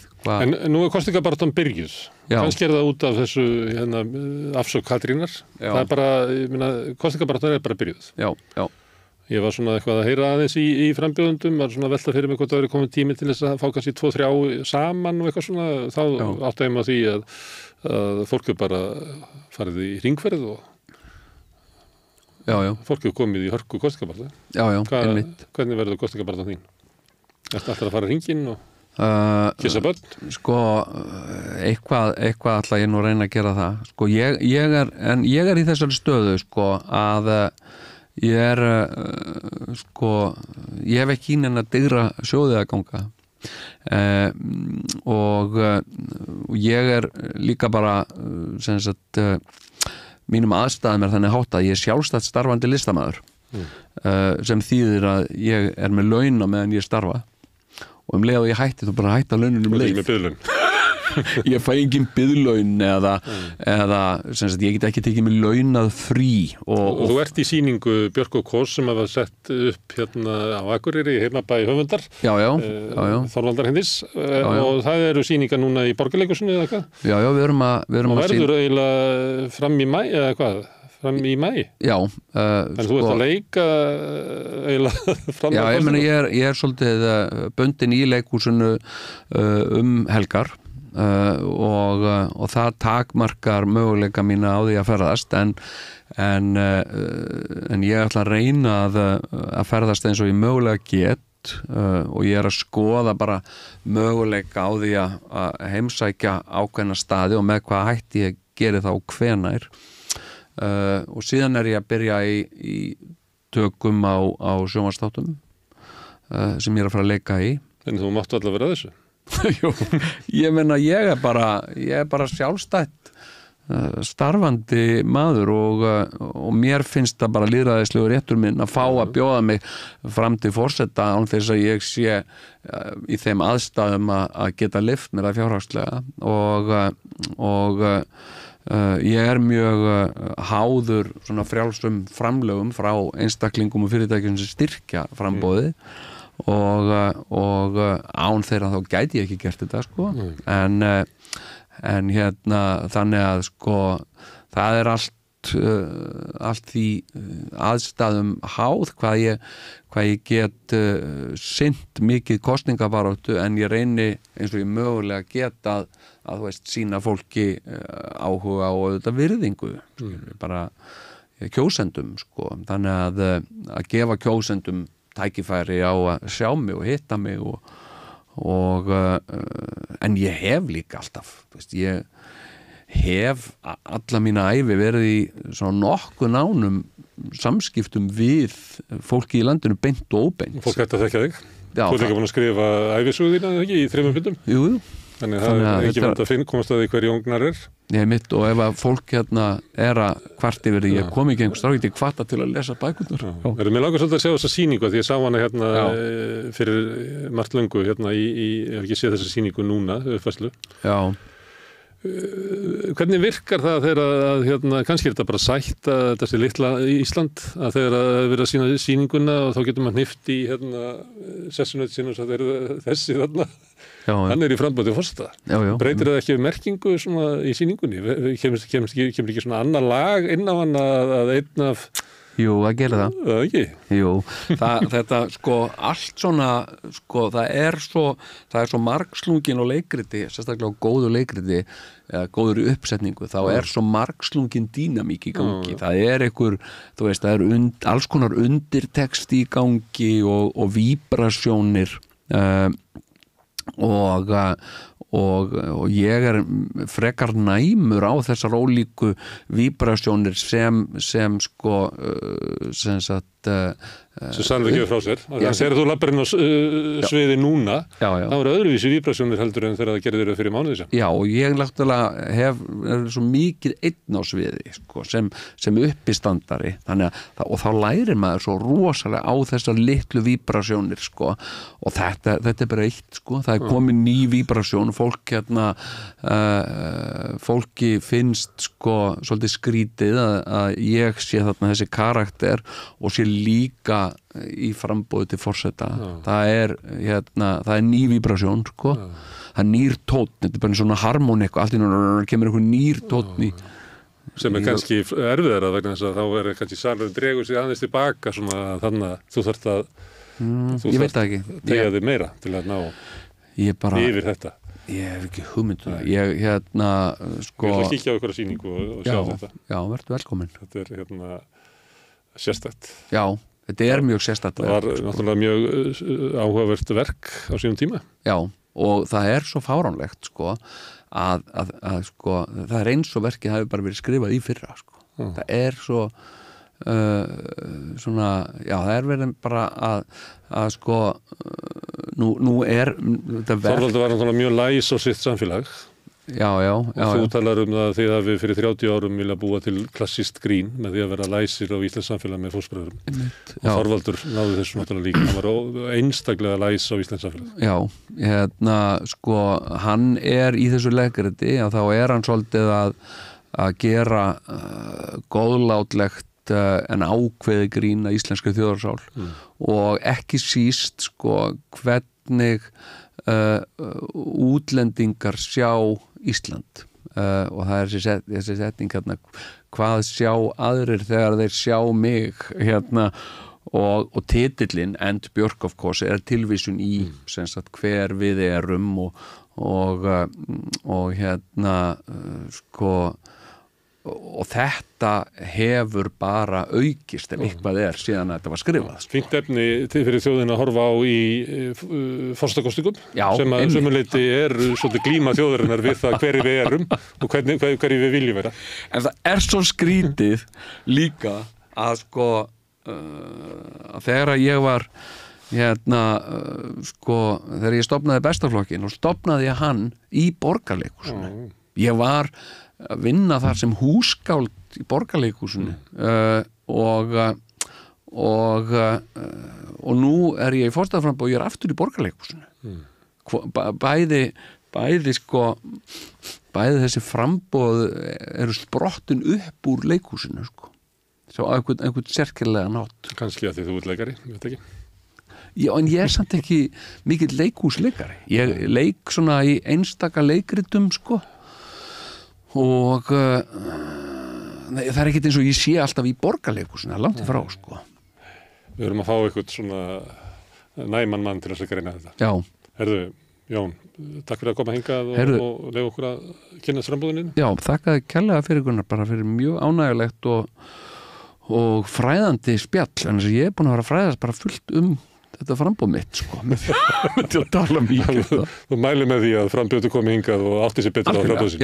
Já. Gott fyrir það. Takk hérna. Já, þetta eru lokin á Rauðaborðinu í kvöld. Ég þakka Jóni og öllum gestum sem hafa hingað komið.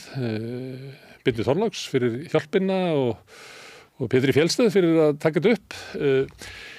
Samstöðin svona tilraunaverkefni. Við erum að reyna að búa til fjölmiðil. Byrjum með nánast ekki neitt. En höfum svona hægt og bítandi bætt við okkur og fyrst og fremst út af stuðningi ykkar áhorfenda og þá sérstaklega ykkar sem hafa gerst áskrifendur. Það þið sem að drífa þetta áfram. Ef að þið vilt slást í hópinn og byggja upp samstöðuna með öðru fólki, þá getur þið gerst áskrifandi. Þá ferðu inn á samstöðun.is, það nappur sem ástendur áskrift. Ef þú ítir á hann, þú getur skráðið fyrir 2.500 krónum á mánuði sem að mér sagt að sé lágt verð með við allt efni sem við búum til hér. Þú getur borgað meira ef þú vilt, en já, svo getur líka látið áskriftina renna sem félagsgjöldin í Alþýðufélagið og það Alþýðufélagið sem á og rekur samstöðuna. Allt sem þú sérð hér og heyrir í boði áskrifenda. Þetta eru lokin á Rauðaborðinu í kvöld. Rauðaborð verður hér aftur annað kvöld klukkan 8. Þá höldum við áfram að reyna að átta okkur á samfélaginu sem við lifum í, heiminum og kannski okkur sjálfum í leiðinni. En góða nótt. Erfiðleikar heimila verkafólks hafa hríðversnað frá árinu 2021. 6 af hverjum 10 félögum í Eflingu eiga nú erfitt með að ná endum saman. Hvernig getum við réttlætt það? Efling stéttarfélag. Barátta fyrir